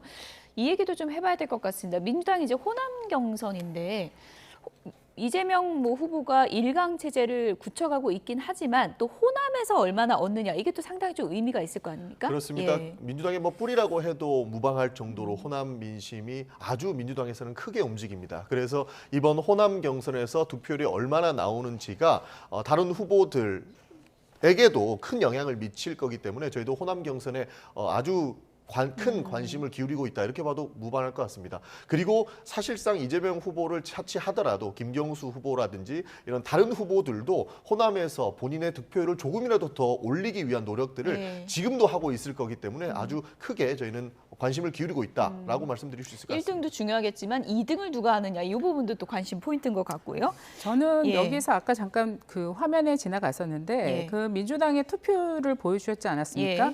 충청이 31, 영남이 46, 호남이 23.29%인데 낮은 편이죠. 호남 투표율이 이렇게 낮았다는 거는 저는 호남인들이 지금 굉장히 독주를 하고 있는 이재명 후보에 대해서 굉장히 전폭적으로 신뢰하지는 않는다. 이런 것들을 나타내는 게 아니냐라고 생각하고요. 지금 민주당은 이렇게 지지율을 별개로 하더라도 투표율이 굉장히 저조한 상황에 대해서는 좀 심각하게 생각하셔야 되는 게 아닌가. 오히려 이재명 후보의 호남 지지율에 비상에 걸렸다라고 저는 평가하고 싶습니다. 투표율 낮은 부분은 반론도 좀 들어봐야 될 것 같은데 네. 어떻게 해석하십니까? 사실상 반드시 투표해야 된다라고 생각하는 분들이 적극적으로 투표를 해주시는 부분도 있는 것 같습니다. 예. 그리고 전당대회 당일날 투표하시는 분들도 있으시거든요. 그리고 그렇군요. 진행 중인 부분을 가지고 예. 우리가 투표율이 낮다라고 평가하기는 예. 어려울 것 같습니다. 충분히 이재명 대표가 지도력을 행사하는 부분에 대해서는 많은 국민들께서 이미 인정하고 있는 부분이기 때문에 그 걱정은 국민의힘 가서 하시면 좋을 것 같습니다. 뭐 낮다는 기사 보고 또 가서 또 많이 하실 수도 있는 거니까요. 그렇습니다. 뭐 최종 투표율은 어떻게 나올지 좀 보겠습니다. 지금까지 전용기, 서지영 두 분이었습니다. 감사합니다. 네,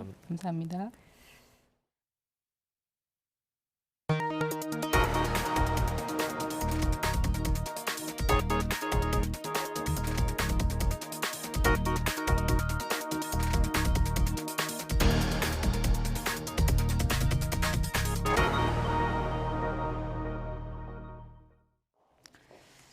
네, 코엑스 화재 소식 다시 한번 좀 짚어보겠습니다. 오늘 오전 11시 10분쯤 서울 삼성동에 있는 코엑스 2층 음식점에서 불이 났습니다. 급박한 대피 행렬이 이어졌고요. 일부는 연기를 흡입한 것으로 파악됐습니다. 취재기자 연결해서 들어보겠습니다. 정현우 기자 전해주시죠. 네, 저희 YTN으로 시청자들이 보내온 영상들 조금 전에 있었는데요. 계속 설명하겠습니다. 서울 삼성동 코엑스 건물 위쪽에 시꺼먼 연기가 치솟는 모습을 볼 수 있습니다. 일대에는 연기가 그야말로 자욱하고 바로 옆에 영동대로 차도에도 연기가 내려가 뿌연 모습입니다. 주변을 지나던 시청자들이 보내온 사진을 보면 차량 앞에 시야까지 뿌옇게 보일 정도였습니다. 놀란 사람들이 탄성을 지르는 듯한 영상들도 저희 YTN으로 계속해서 들어오고 있습니다. 코엑스에서 화재 신고가 들어온 시간은 오늘 오전 11시 6분입니다. 소방이 현장에 출동해서 진화를 이어갔는데 30여 분 만인 11시 42분에 화재 초진을 잡았습니다. 화재 확산 위험이 사라졌다는 의미인데 진화 작업을 이어가서 불을 완전히 끌 것으로 보입니다. 다친 사람이 있는지가 걱정인데요. 소방은 일단 부상자로 분류되는 인명피해는 지금까지 없다면서도 연기를 흡입한 사람은 일부 있는 것으로 보인다고 설명했습니다. 네, 코엑스 쪽은 인파가 상당히 많은 곳인데 안에서 대피가 제대로 이루어졌습니까? 네, 일단 입주한 회사와 직장인들이 많은 곳이고 금요일 점심시간이라 관광객도 꽤나 몰렸을 것으로 보입니다. 여기에 오늘 코엑스 안에서는 IT 행사 등도 진행되고 있어서 인파가 상당했을 것으로 보입니다. 저희 YTN으로 들어온 건물 내부 영상을 보면 에스컬레이터를 탄 사람들이 줄지어서 급하게 내려가는 모습을 볼 수가 있었습니다.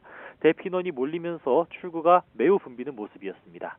대피한 한 시민은 오늘따라 행사가 많았다면서 다들 급하게 옷으로 코를 막고 건물을 빠져나갔다고 말했습니다.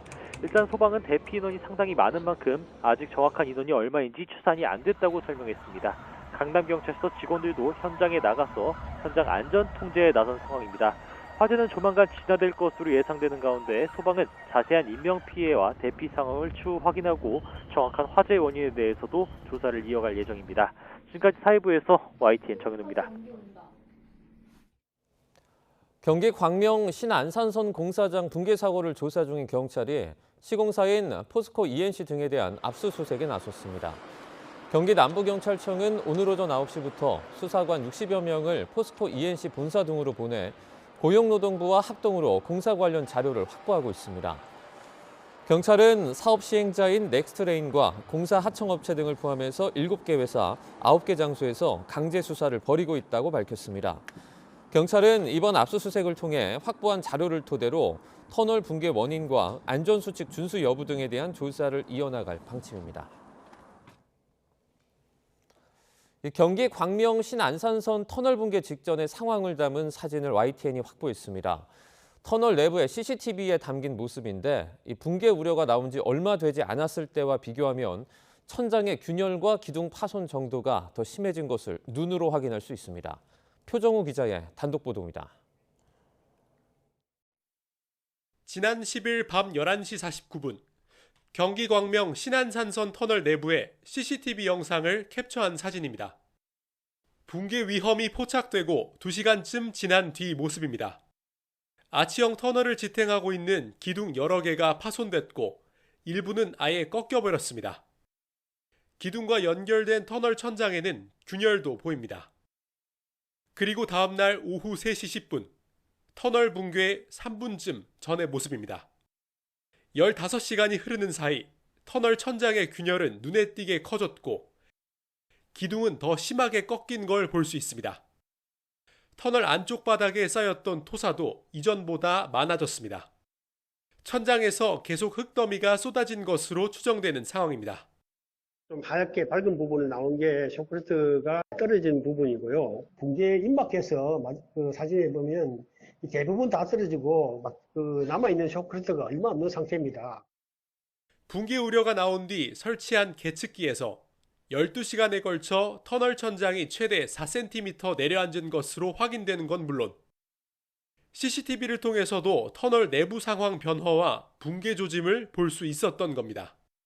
그 구조물의 탄성한계치를 넘어갔어요. 그거를 보강해야겠다고 들어가는 작업자라든가 그 후속 조치를 하는 거는 무의미하다. 이런 상황에서도 작업자들이 터널 안에서 보강 공사를 준비한 배경에 대해 시공사인 포스코 ENC 측은 수사가 진행 중인 사안이라 답변이 어렵다는 말만 반복하고 있습니다. 공사 관계자 3명을 입건한 경찰은 터널 내부 계측 자료와 CCTV를 확보해 붕괴 전 보강 공사를 위해 인력을 투입한 것이 적절했는지 등을 조사하고 있습니다. YTN 표정호입니다. 핫한 이슈를 전문가에게 묻습니다. 이슈콜입니다. 음주 뺑소니 사고로 실형을 선고받은 트로트 가수 김호중의 항소심 선고가 잠시 후 오후 2시에 나옵니다. 이미 100장의 반성문을 썼던 김 씨, 선고를 앞두고 34장을 더 제출하며 감형에 총력을 기울이고 있습니다. 100장의 반성문에는 이 식구들이 미치도록 그립고 또 기다려주길 바란다, 사랑한다라며 팬들을 향한 메시지가 담겼는데요.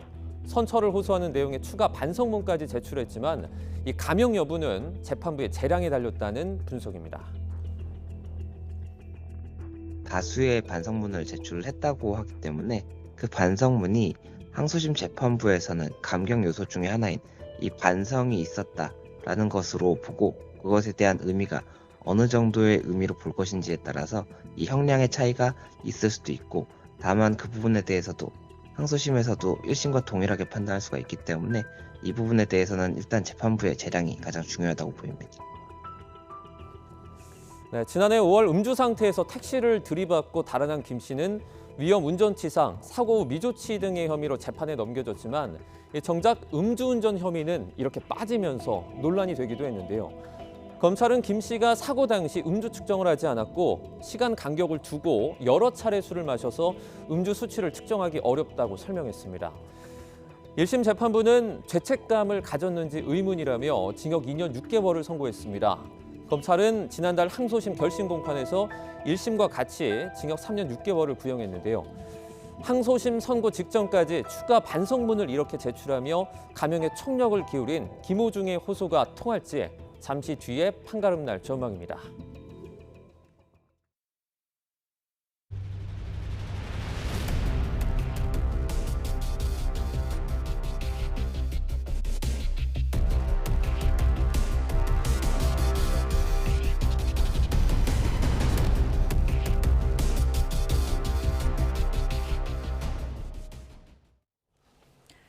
한미 2+2 통상협의가 양측의 요구사항과 입장을 확인하며 1시간 정도 이어졌습니다. 우리 측은 미국의 조선과 LNG 개발 협력을 제안했고 미국도 긍정적인 반응을 보냈다고 하는데요. 향후 협의에서 우리 대응 등 관련 내용에 대해 민정은 국립외교원 미주연구부 교수와 함께 얘기 나눠보겠습니다. 어서 오세요. 네, 안녕하세요. 70분 정도 협의였다고 하는데 어떤 얘기가 나왔는지 먼저 최상목 부총리의 발표 내용부터 들어보겠습니다. 우리 측은 미국의 주요 관심사인 무역 투자, 조선, 에너지 등과 관련한 우리의 협력 의지와 비전을 소개함과 아울러 미국의 상호 관세와 품목 관세 부과가 양국 간 경제협력 관계에 부정적 영향을 미칠 우려가 있음을 설명하고 한편 우리 측은 한국의 정치 일정과 통상 관련 법령, 국회와의 협력 필요성 등 앞으로 협의에 있어 다양한 고려 사항이 있음을 설명하고 이에 대한 미측의 이해를 요청하였습니다. 네, 70분 만남이라고 하면은 뭐 일종의 좀 탐색전을 했다 이렇게 볼 수 있는 겁니까? 그렇죠. 예. 뭐 상견례, 뭐 탐색전 이렇게 예. 말씀드릴 수 있겠죠. 그러니까 한국과 미국 간의 이번 통상 협의 이전에 개최된 일본이라든지 베트남 이런 부분에 있어서는 미국도 서두르고 일본도 아무래도 처음 나가다 보니까 그런 부분에 있어서 속도라든지 뭐 입장 이런 부분에 있어서 확실하게 먼저 이제 그 보고 이제 벤치마크할 이런 부분이 없었는데 아무래도 이제 그 이후에 미국의 주요 무역 대상국들이 신중한 입장을 취하는 것이 보다 더 적절하겠다 이러한 분위기가 형성되면서 미국 측도 그런 부분을 좀 고려하는 것 같아요. 그렇기 때문에 이번 한미 통상협의회에서는 일본의 사례에서 볼 수 있는 것처럼 굉장히 빠르게 밀어붙이는 것보다는 예. 상대국의 입장을 고려하면서 이제 서서히 이제 뭔가 토대를 만드는 그런 작업에 몰두했다 이렇게 생각합니다. 미일 협상 때와는 달리 트럼프 미국 대통령이 깜짝 등장하지 않았거든요. 어떻게 보면 협상하면서 좀 부담감이 줄어들었다고 볼 수도 있을까요? 그렇습니다. 아무래도 우리 대표단의 수장은 장관이시잖아요. 근데 이제 그 카운터파트인 장관 이외에 그것보다 더 높은 최고 지도자가 나오시면 아무래도 당혹스럽고 이제 답을 하기가 굉장히 껄끄럽지 않습니까? 네. 그러니까 최고 지도자의 발언이라든지 약속 같은 거는 거의 정책과 맞먹는 파괴력을 갖고 있기 때문에 그런 부분에서 이제 그 상대국의 대통령께서 질문하시거나 요청하는 부분에 대해서 섣부르게 답을 한다든지 아니면 답을 할 수 없는 상황이기 때문에 이렇게 그 대면에서 비공개에서 협의를 한다는 건 상당히 당혹스러울 수밖에 없는 부분이거든요. 그렇기 때문에 일본이 먼저 그런 당혹스러움을 경험했기 때문에 우리는 이번에 아무래도 트럼프 대통령이 협의 당일날 이제 다른 일정 때문에 바쁘셨다는 점, 예. 그리고 백악관이 아니라 그 옆에 있는 재무부 청사에서 협의가 이루어졌다는 점, 이런 부분에서 그런 당혹스러움을 좀 피할 수 있지 않나 생각하고 있습니다. 앞으로 뭐 협상의 뭐 큰 틀의 제목을 서로 교환한 정도다 이렇게 볼 수 있을 것 같은데 미국이 꺼내든 것 중엔 좀 우리로서 불리하거나 당황스럽거나 그런 부분은 좀 없었다고 보십니까? 그런 부분은 없었고 예상한 부분들이 예. 다 들어갔다고 생각을 하는데요. 이게 그 네 가지 분야에 대해서 중점적으로 논의를 하고 7월에 어떤 합의를 할 수 있는 줄라이 패키지 뭐 이런 얘기가 나오거든요. 7월 예. 패키지가 나오는데 네. 이게 그 네 가지 항목을 보면 관세, 비관세 조치, 경제 안보, 투자 협력, 통화 정책이에요. 그러니까 다 예상을 한 거지만 이걸 하나하나 보면 굉장히 광범위한 겁니다. 예. 그러니까 관세, 비관세 조치 같은 것도 이것을 협의하는데 상당히 이제 시간이 걸릴 수밖에 없는 거고 예. 우리 관세 면제를 요청하는 것이 목표였는데 여기에 또 비관세 조치. 그러면 한국에게 미국이 원하는 비관세 조치는 무엇이냐 이런 부분에 또 협의를 하고 국내적인 합의를 이끄는 부분도 상당한 시간이 소요될 수 있고 경제 안보 측면이라는 것이 굉장히 광범위하잖아요. 특히 우리 한국이 많이 관심을 갖고 있는 것이 한국이 경제나 기술 측면에서 중국 견제에 이제 그 협력을 요구하는 것이 아니냐 이런 부분에서 중국과의 관계에 있어서 당혹스러울 수 있는 부분 그런 부분이 있고요. 투자 협력은 에너지 분야를 중심으로 하고 있는데 예를 들어서 알래스카 LNG 프로젝트 같은 경우에는 생산성과 어떤 전략적 이해관계가 상충할 때 어떠한 선택을 해야 되냐 이런 부분도 난관이 될 것 같고요. 마지막에 환율 정책 같은 부분에 있어서도 사실 환율이 이제 한국 같은 경우는 굉장히 절상이 되고 있고 미국이 아무래도 미국의 달러나 엔화가 안전자산으로 이제 분류가 되면서 특히 미국의 불안정한 그러한 경제 정책 때문에 우리가 좀 피해를 보고 있는 상황인데 이러한 부분에 대해서 어떠한 요구를 미국이 할 것이냐 이런 부분에 대해서도 하나하나 의제가 갖고 있는 그러한 특성이 있기 때문에 보면 네 가지 부분이 말씀드린 것처럼 다 예상이 되는 부분이긴 하지만 굉장히 광범위하기 때문에 과연 3개월 안에 마무리할 수 있을까 이러한 의구심이 들기도 합니다. 네. 우리 측이 무역 투자 그리고 조선, LNG 등을 어떻게 보면 협력 의지, 비전으로 소개를 했다고 하는데 베센트 재무장관이 좀 만족했다라는 얘기가 들려오고 있어요. 좀 효과가 있었다고 보십니까? 그렇습니다. 이번에 우리가 제시한 것이 미국 측이 생각했던 그 패키지의 주요 내용과 일치했던 부분이 컸던 것 같아요. 네. 그래서 말씀드렸던 이게 네 가지 부분에서의 논의 그리고 우리가 에너지 협력이라든지 조선업 부분에서 미국의 이익에 기여할 수 있는 부분 특히 말씀해 주신 것처럼 조선업 같은 부분에 있어서는 이제 한국이 갖고 있는 기술력이라든지 함께 미국의 이익을 위해서 함께 협업을 해나갈 수 있는 부분 부분 그리고 그걸 위해서 한국 기업들이 투자하는 부분 이런 부분이 다 긍정적으로 평가가 되고 있고 최선의 제안이라는 표현은 외교적으로 뭐 어떤 표현이라고 볼 수 있나요? 상당히 만족스러운 거죠. 그러니까 미국이 원했던 대답을 들었다 이렇게 볼 수 있는 거고 예. 그러니까 그 플랜 A급의 그 답안 그 제안을 해왔다 이렇게 얘기를 예. 하고 있기 때문에 상당히 흡족한 그러니까 미국 측에서도 한국에 바라는 부분에 대해서 이제 어느 정도 말씀드린 것처럼 부합하는 이런 걸 해왔기 때문에 미국 측에서는 이런 부분에 있어서 상당히 만족을 하는 것이고 그렇기 때문에 본인이 생각했던 것보다 빠른 시일 내에 합의를 할 수 있다. 이 얘기는 굳이 추가적으로 어떤 협의 대상이라든지 분야에 대해서 논의할 것이 없지 지금 논의되는 것만 잘 한다면 예. 그렇다면 이제 그 미국은 만족할 수 있을 거다 이런 걸 보여주기 때문에 이런 측면에서는 우리 정부가 준비를 잘해갔다 이렇게도 말씀드릴 수 있겠습니다. 그중에서 뭐 조선 이 협력에 대해서 가장 큰 공감대가 있었다 뭐 이런 얘기도 전해졌는데 우리가 좀 안 나왔으면 했던 단어 중에 하나가 바로 방위비잖아요. 이 내용은 언급이 없었다고 하더라고요. 그렇습니다. 그 부분도 이제 우리가 안도하는 부분인데요. 예. 아무래도 일본의 사례가 많이 이제 미국에게도 이제 그 경험치가 된 것 같아요. 아무래도 일본 측에서는 트럼프 대통령이 깜짝 등장해서 방위분담분 얘기를 했을 때 굉장히 당혹스러웠다 이런 부분을 보여주고 있기 때문에 그것이 과연 미국 내에서 동맹국들에게 적절한 그러한 좋지 않느냐 이런 부분에 대해서도 어떤 그 의구심이 일어나고 있기 때문에 그런 측면에서 이미 일본을 통해 가지고 트럼프 대통령이 원하는 동맹국이 원하는 그런 충격요법을 한번 줬기 때문에 이번에는 한국에게는 적용하지 않은 그런 가능성도 있거든요. 그렇기 때문에 우리 입장에서는 현재 국내 정치적으로 전환기에 있기 때문에 사실 방위분담 협상이 시작된다고 하면 첫째는 국내 정치적으로 혼란이 불가피할 거고요. 예. 둘째는 그것을 담당할 수 있는 최고 지도자라든지 정부가 없기 때문에 상당히 혼란스럽고 미국에게 적절한 대응하기 어려운 측면이 있거든요. 그런 부분을 고려해서 이번 우리 정부 대표단이 또 우리 국내 정치적인 상황도 고려해달라는 그 요청을 정중히 드렸고 그 부분에 대한 고려가 이루어진 것이 아닌가 이렇게 생각을 하고 있습니다. 이 방위비 관련된 말이 이번에만 없었지 나중에 나올 가능성은 충분하다고 봐야겠죠. 나올 가능성이 거의 100%라고 보죠. 근데 이제 이건 시간의 문제고 시기의 문제입니다. 예. 아무래도 맞춤형 협상을 미국 측이 준비를 하고 있기 때문에 한국의 국내 정치적인 상황이 고려된 것이고요. 뭐 잘 아시는 것처럼 트럼프 대통령이 지난 대선 기간부터 벌써 방위분담금이라든지 한국이 이제 그 무임승 찬다 이런 부분을 계속 그 반복적으로 불만을 털었지 않았습니까? 머니머신 얘기하면서 방위분담금에 대해서 10배는 더 내야 된다 이런 얘기를 했기 때문에 그 시간 문제라고 여겨졌고요. 그렇기 때문에 현재 한국이 처한 국내 정치 상황 때문에 지금 얘기를 꺼내봐야 한국이 당혹스러울 뿐이지 미국이 원하는 바를 얻을 수 없으니까 좀 시간을 두고 이제 논의를 하자 이러한 그 입장을 세운 것 같습니다. 네.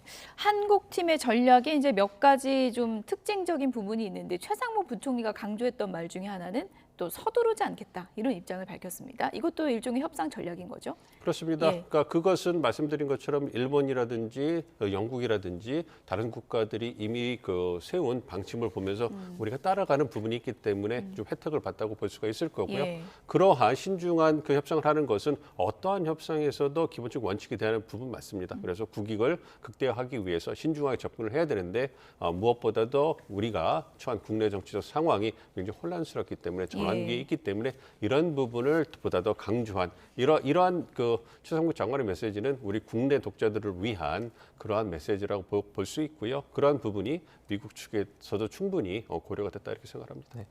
베선트 장관이 그러니까 내주 양해에 관한 합의에 이르면서 뭐 논의를 하겠다 이렇게 얘기를 했는데 이거 제가 원문을 찾아보니까 뭐 어그리먼트 오브 언더스탠딩 이런 식으로 써 있더라고요. 그 단순히 뭐 압박을 하겠다 이런 의도입니까? 어떤 의미입니까? 그래서 실무 협상을 이제 하겠다 이런 부분에 대해서 용어를 쓴 것 같아요. 그래서 그 다음에 나온 자료들을 보니까 그러니까 어그리먼트 언더스탠딩 하는 것이 우리가 정부 차원에서 쓰는 통상 용어는 아니고요. 아무래도 재계에서 쓰는 용어를 재계 출신이니까 쓴 것 같고요. 이것은 아무래도 큰 틀에서 협력할 분야라든지 의제는 정해졌고 이제 실무적으로 이제 접근할 때가 됐다. 그래서 그 부분에 대해서 얘기를 한 것 같습니다. 그래서 이런 부분에 대해서 이제 향후 이제 그 한미 간의 카운터파트끼리 실무 협상을 시작을 했기 때문에 그러한 부분에서 이제 그 하나하나 그 기술적인 부분들 그런 부분을 좀 그 논의해 나가지 않을까 생각하고 있습니다.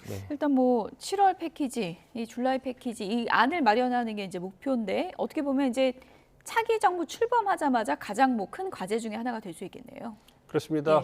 아무래도 트럼프 대통령의 어떤 관세 정책이라든지 공세적인 대외 정책 때문에 전 세계가 혼란스럽고 그 과정에서 한국이 적절히 대응하고 있느냐 이런 부분이 가장 큰 그 외교 정책에서도 과제로 떠올랐기 때문에 아무래도 신정부가 이제 출범하게 되면 가장 중요한 것이 한미 관계를 관리하는 것이 아닌가 이렇게 생각을 하고 있습니다. 그렇기 때문에 신정부가 들어서면 가장 빠른 시일 내에 이제 그 한미 정상회담을 하면서 그 정상회담의 결과물로 마중물로서 이제 그 7월 패키지라든지 이런 부분에 대해서 어떤 그 진전된 모습을 보일 수가 있거든요. 관세 유예가 7월 8일에 끝나니까 그 훨씬 전에는 또 얘기가 돼야 되는 거잖아요. 그러니까 진전이 되고 있습니다만 될 걸로 예정을 합니다만 아무래도 신정부가 구성이 되더라도 이제 시간이 좀 꽤 6월 3일이니까 시간이 촉박하지 않습니까? 그렇기 때문에 그런 측면에서 이제 그 과도적으로 그 협의 내용을 전에 듣고 이제 또 대응책을 마련해야 되기 때문에 우리가 시간이 어느 정도 필요한 거는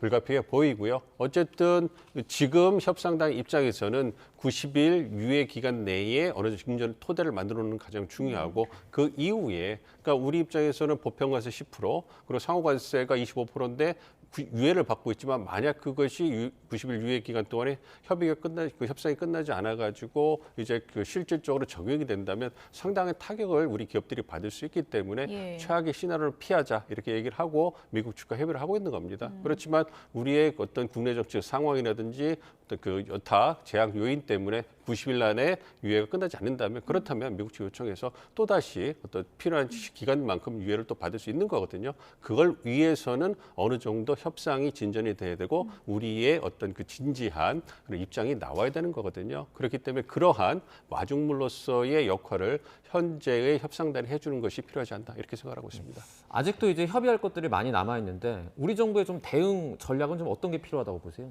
그러니까 가장 큰 거는 이제 미국에서는 원샷 스탑 쇼핑에서 트럼프 대통령이 모든 의제를 테이블에 올려놓고 하나의 어떤 아름다운 딜을 하자 이렇게 하는데 그거는 미국의 이해관계인 거고요. 우리의 이해관계는 부합하지 않기 때문에 최대한 경제나 무역 부분과 통상 부분과 이제 그 외교안보 부분은 이제 떨어뜨려서 협상을 진행하는 것이 필요하겠죠. 왜냐하면 그것이 갖고 있는 국내 정치적인 파급력이라든지 여타 요인들이 상당히 다르기 때문에 그런 부분을 고려해서 우선적으로 우리 기업들이 피해를 받을 수 있는 그러한 그 통상 관세 협상에 있어서 우리가 총력을 기울여서 또 다른 국가보다 차별을 받지 않고 또 유예를 받을 수 있도록 노력해내야 될 거고요. 이와 더불어서 이제 외교안보 측면에서 방위분담 증액 문제라든지 주한미군 관련돼서 전략적 유연성 문제가 나온다면 이건 상당한 시간을 요할 수 있는 부분이기 때문에 그러한 부분에 대해서는 미국 측과 협의를 통해 가지고 천천히 신중하게 진행하는 것이 필요합니다. 그리고 그 바탕에 있어서는 한국이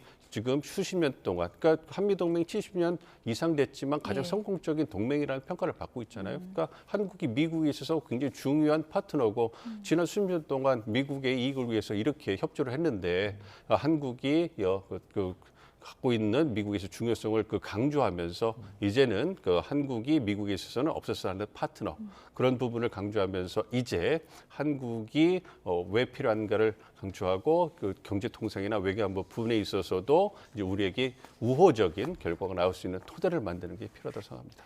뭐 상견례는 잘 이루어진 거고 앞으로 좀 진전 상황을 봐야 될 것 같은데 미국의 최대 난제는 이제 중국과의 협상이잖아요. 트럼프 대통령이 무역 문제 논의했다, 협상했다라고 하는데 중국은 또 논의한 적이 없다고 하고요. 이건 어떻게 이해를 해야 될까요? 그러니까 미중 간의 이제 기싸움이 거의 그 최대치까지 올라간 것이 아닌가 생각을 하고 있습니다. 그러니까 관세 전쟁을 맞이해서 미국과 중국이 강대강으로 부딪히고 있잖아요. 그래서 이제 트럼프 대통령은 거래 기술에 바탕을 해서 중국에게 부과할 수 있는 최대치의 관세율을 부과를 하고 어떤 그 기싸움에 있어서 우위를 점하려고 하고 있는 거고 일기 행정부를 통해서 이미 트럼프의 전략을 경험한 중국은 이제 여러 가지의 대응 조치를 마련해 놓고 이제 장기전에 들어가려고 하고 있거든요. 그러니까 어쨌든 현재 상황으로 본다면 조급해 보이는 거는 트럼프 대통령이고요. 이제 상황을 지켜보면서 판을 유리하게 끌고 가고자 하는 시진핑 주석의 그러한 모습이 보이고 있는 거거든요. 회의 자체가 뭐 가짜 뉴스는 아니겠죠. 뭐 어떻게 봐야 그러니까 접촉은 하는 걸로 저도 생각을 하고 있습니다만, 그러니까 이게 좀 인식이 다른 것 같아요. 트럼프 대통령을 어떠한 어떤 그 채널을 통해서든 중국주가 얘기를 하고 있다 이런 부분을 얘기하고 있는 것 같은데 예. 중국의 입장에서 공식적인 어떤 그 관세 협상이 시작되지 않았기 때문에 그런 부분에서 미국과 다르다. 그래서 협상이 시작되지 않았다 보는 거고요. 중국 측은 이와 관련돼서 그 요구하는 게 전제 조건이 있잖아요. 협상을 하려면 아무래도 중국을 외교적으로 존중해달라. 두 번째, 그 무역 문제와 대만 문제를 연관지어서 굴욕스럽게 하지 말아라. 셋째, 트럼프 대통령이 신뢰할 수 있는 최고위급 그러한 수석 대표를 임명해라. 그래야지만 협상 결과가 트럼프 대통령한테 가서 갑자기 뒤집히는 그런 결과를 피할 수 있기 때문에 어떤 그러한 전제가 마중물이 필요하다 이런 주장을 하고 있는데 여기까지는 트럼프 대통령이 이제 그 준비를 실무적으로 하는지는 모르겠습니다만 행정부에서 어쨌든 트럼프 대통령 입장에서는 본인이 푸틴 대통령과 했던 것처럼 이제 그 탑다운 방식으로 시진핑 정부가 전화하면서 뭔가 풀어나가는 모습을 보여주고 싶은데 중국이 응하지 않고 있으니까 그런 측면에서 미국과 중국 간에 어떠한 온도차가 보이는 것 같습니다. 트럼프 대통령이 러시아를 향해서도 이례적인 비판을 좀 했거든요. 이번에 키이우를 공습한 러시아를 향해서 뭐 전에 없던 그런 발언을 하기도 했어요. 그렇습니다. 트럼프 대통령 입장에서는 또 답답하죠. 관세 정책 잘 안 풀린다, 뭐 이러한 국내적인 평가를 받고 있는데 이제 그 취임 24시간 내에 아니면 6개월 내에 이제 그 전쟁을 끝나겠다라고 하는 그런 공언을 했는데 그러니까 러시아의 어떠한 저항이라고 할까요? 어떤 그러한 부분에 있어가지고 지금 휴전협정이 진전을 못 보이고 있기 때문에 굉장히 답답스러운 모습이고 그리고 최근에 지난 7월 이후에 가장 치명적인 어떤 우크라이나 어떤 공습이 이루어졌다고 평가를 받는 우크라이나에 대한 공습이 벌어져서 또 수십 명이 사망하고 사상자가 발생하지 않습니까? 네. 그런 측면에서 트럼프 대통령 입장에서는 전쟁을 빨리 끝내서 사상자를 없애야 되는데 그런 부분에서 다시 이제 그 러시아가 이제 다른 목소리를 내고 있으니까 굉장히 불편한 그런 모습을 드러낸 거라고 생각하고 있습니다. 네. 대통령 되면은 우크라이나 문제 뭐 바로 해결한다고 했었는데 시간이 좀 늦어지니까 초조함도 보이는 것 같고요. 아무튼 뭐 관세 협상도 그렇고 뜻대로 되는 거는 참 어려운 것 같습니다. 지금까지 민정훈 국립외교원 미주연구부 교수였습니다. 오늘 말씀 고맙습니다. 네, 고맙습니다.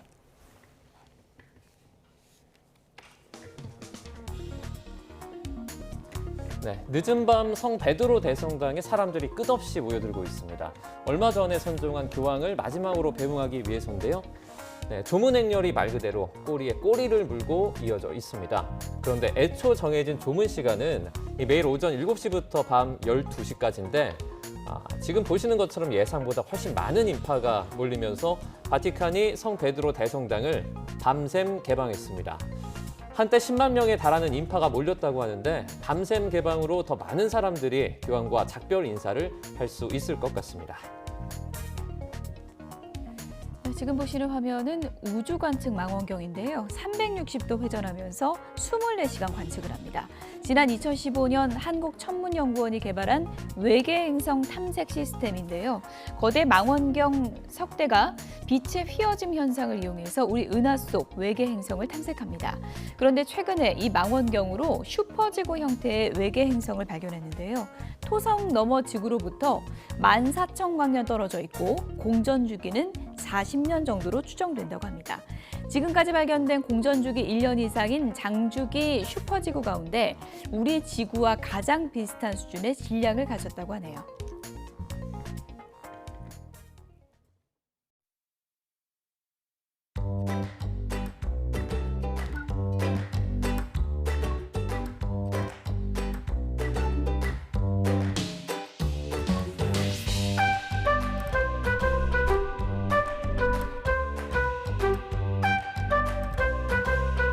거의 14살 때부터 준비했거든?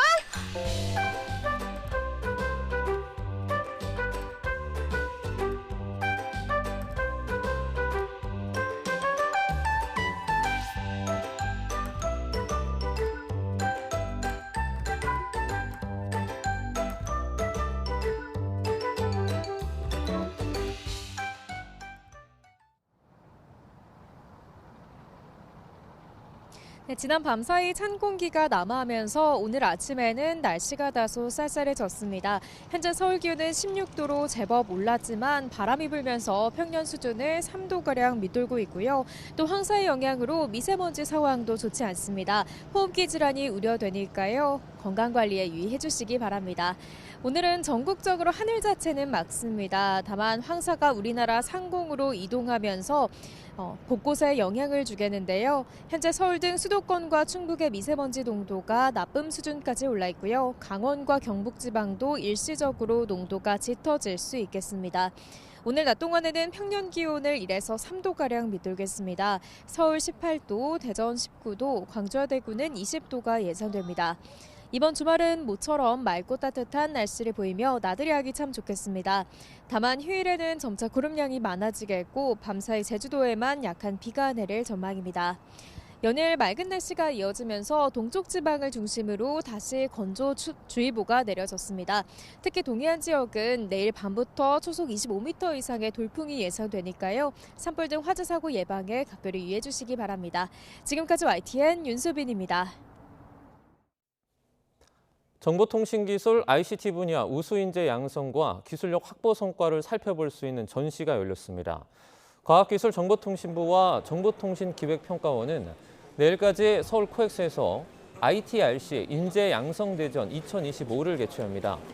이번 행사에는 전국 38개 대학의 81개 연구센터에서 석 박사급 연구원 4,500여 명이 참가해 우수 연구 성과물을 전시하고 산학 공동연구, 인력 양성 사례 등을 소개합니다. 세계적인 록밴드죠. 콜드플레이가 오늘을 마지막으로 내한 공연을 마무리합니다. 팬들 30만 명과 만나는 역대 최대 규모의 공연 속에도 이 화제거리가 많았는데요. 김승환 기자가 정리했습니다.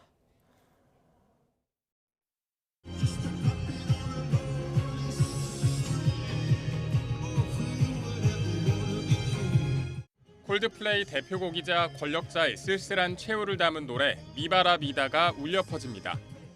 두 번 모두 대통령 파면 뒤 내한에 이 노래는 더 특별하게 다가왔습니다. 크리스는 자신들이 올 때마다 대통령이 없다면서 성이 챔피언인 멤버를 대통령으로 추천한다는 농담을 하기도 했습니다. 마이 유니버스로 협업한 BTS 멤버 진이 깜짝 등장해 크리스와 맞절을 하는 진풍경이 연출되기도 했고 다른 날 블랙핑크 멤버 로제도 자신의 히트곡 아파트를 함께 열창했습니다.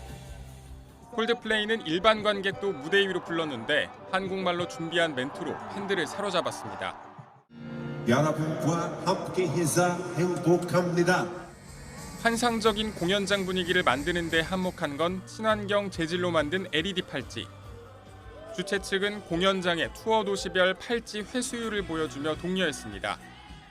도쿄가 1위에 올라있자 일본에 져서 되겠느냐는 뜻밖의 한일전이 SNS에서 화제가 되기도 했습니다. 배우 공효진, 유준열 등 스타들도 SNS에 인증 사진과 영상을 올리며 공연을 만끽했습니다. 21세기 가장 성공한 밴드의 역대 최대 규모 공연에 대한민국이 들썩인 일주일이었습니다. YTN 김승환입니다.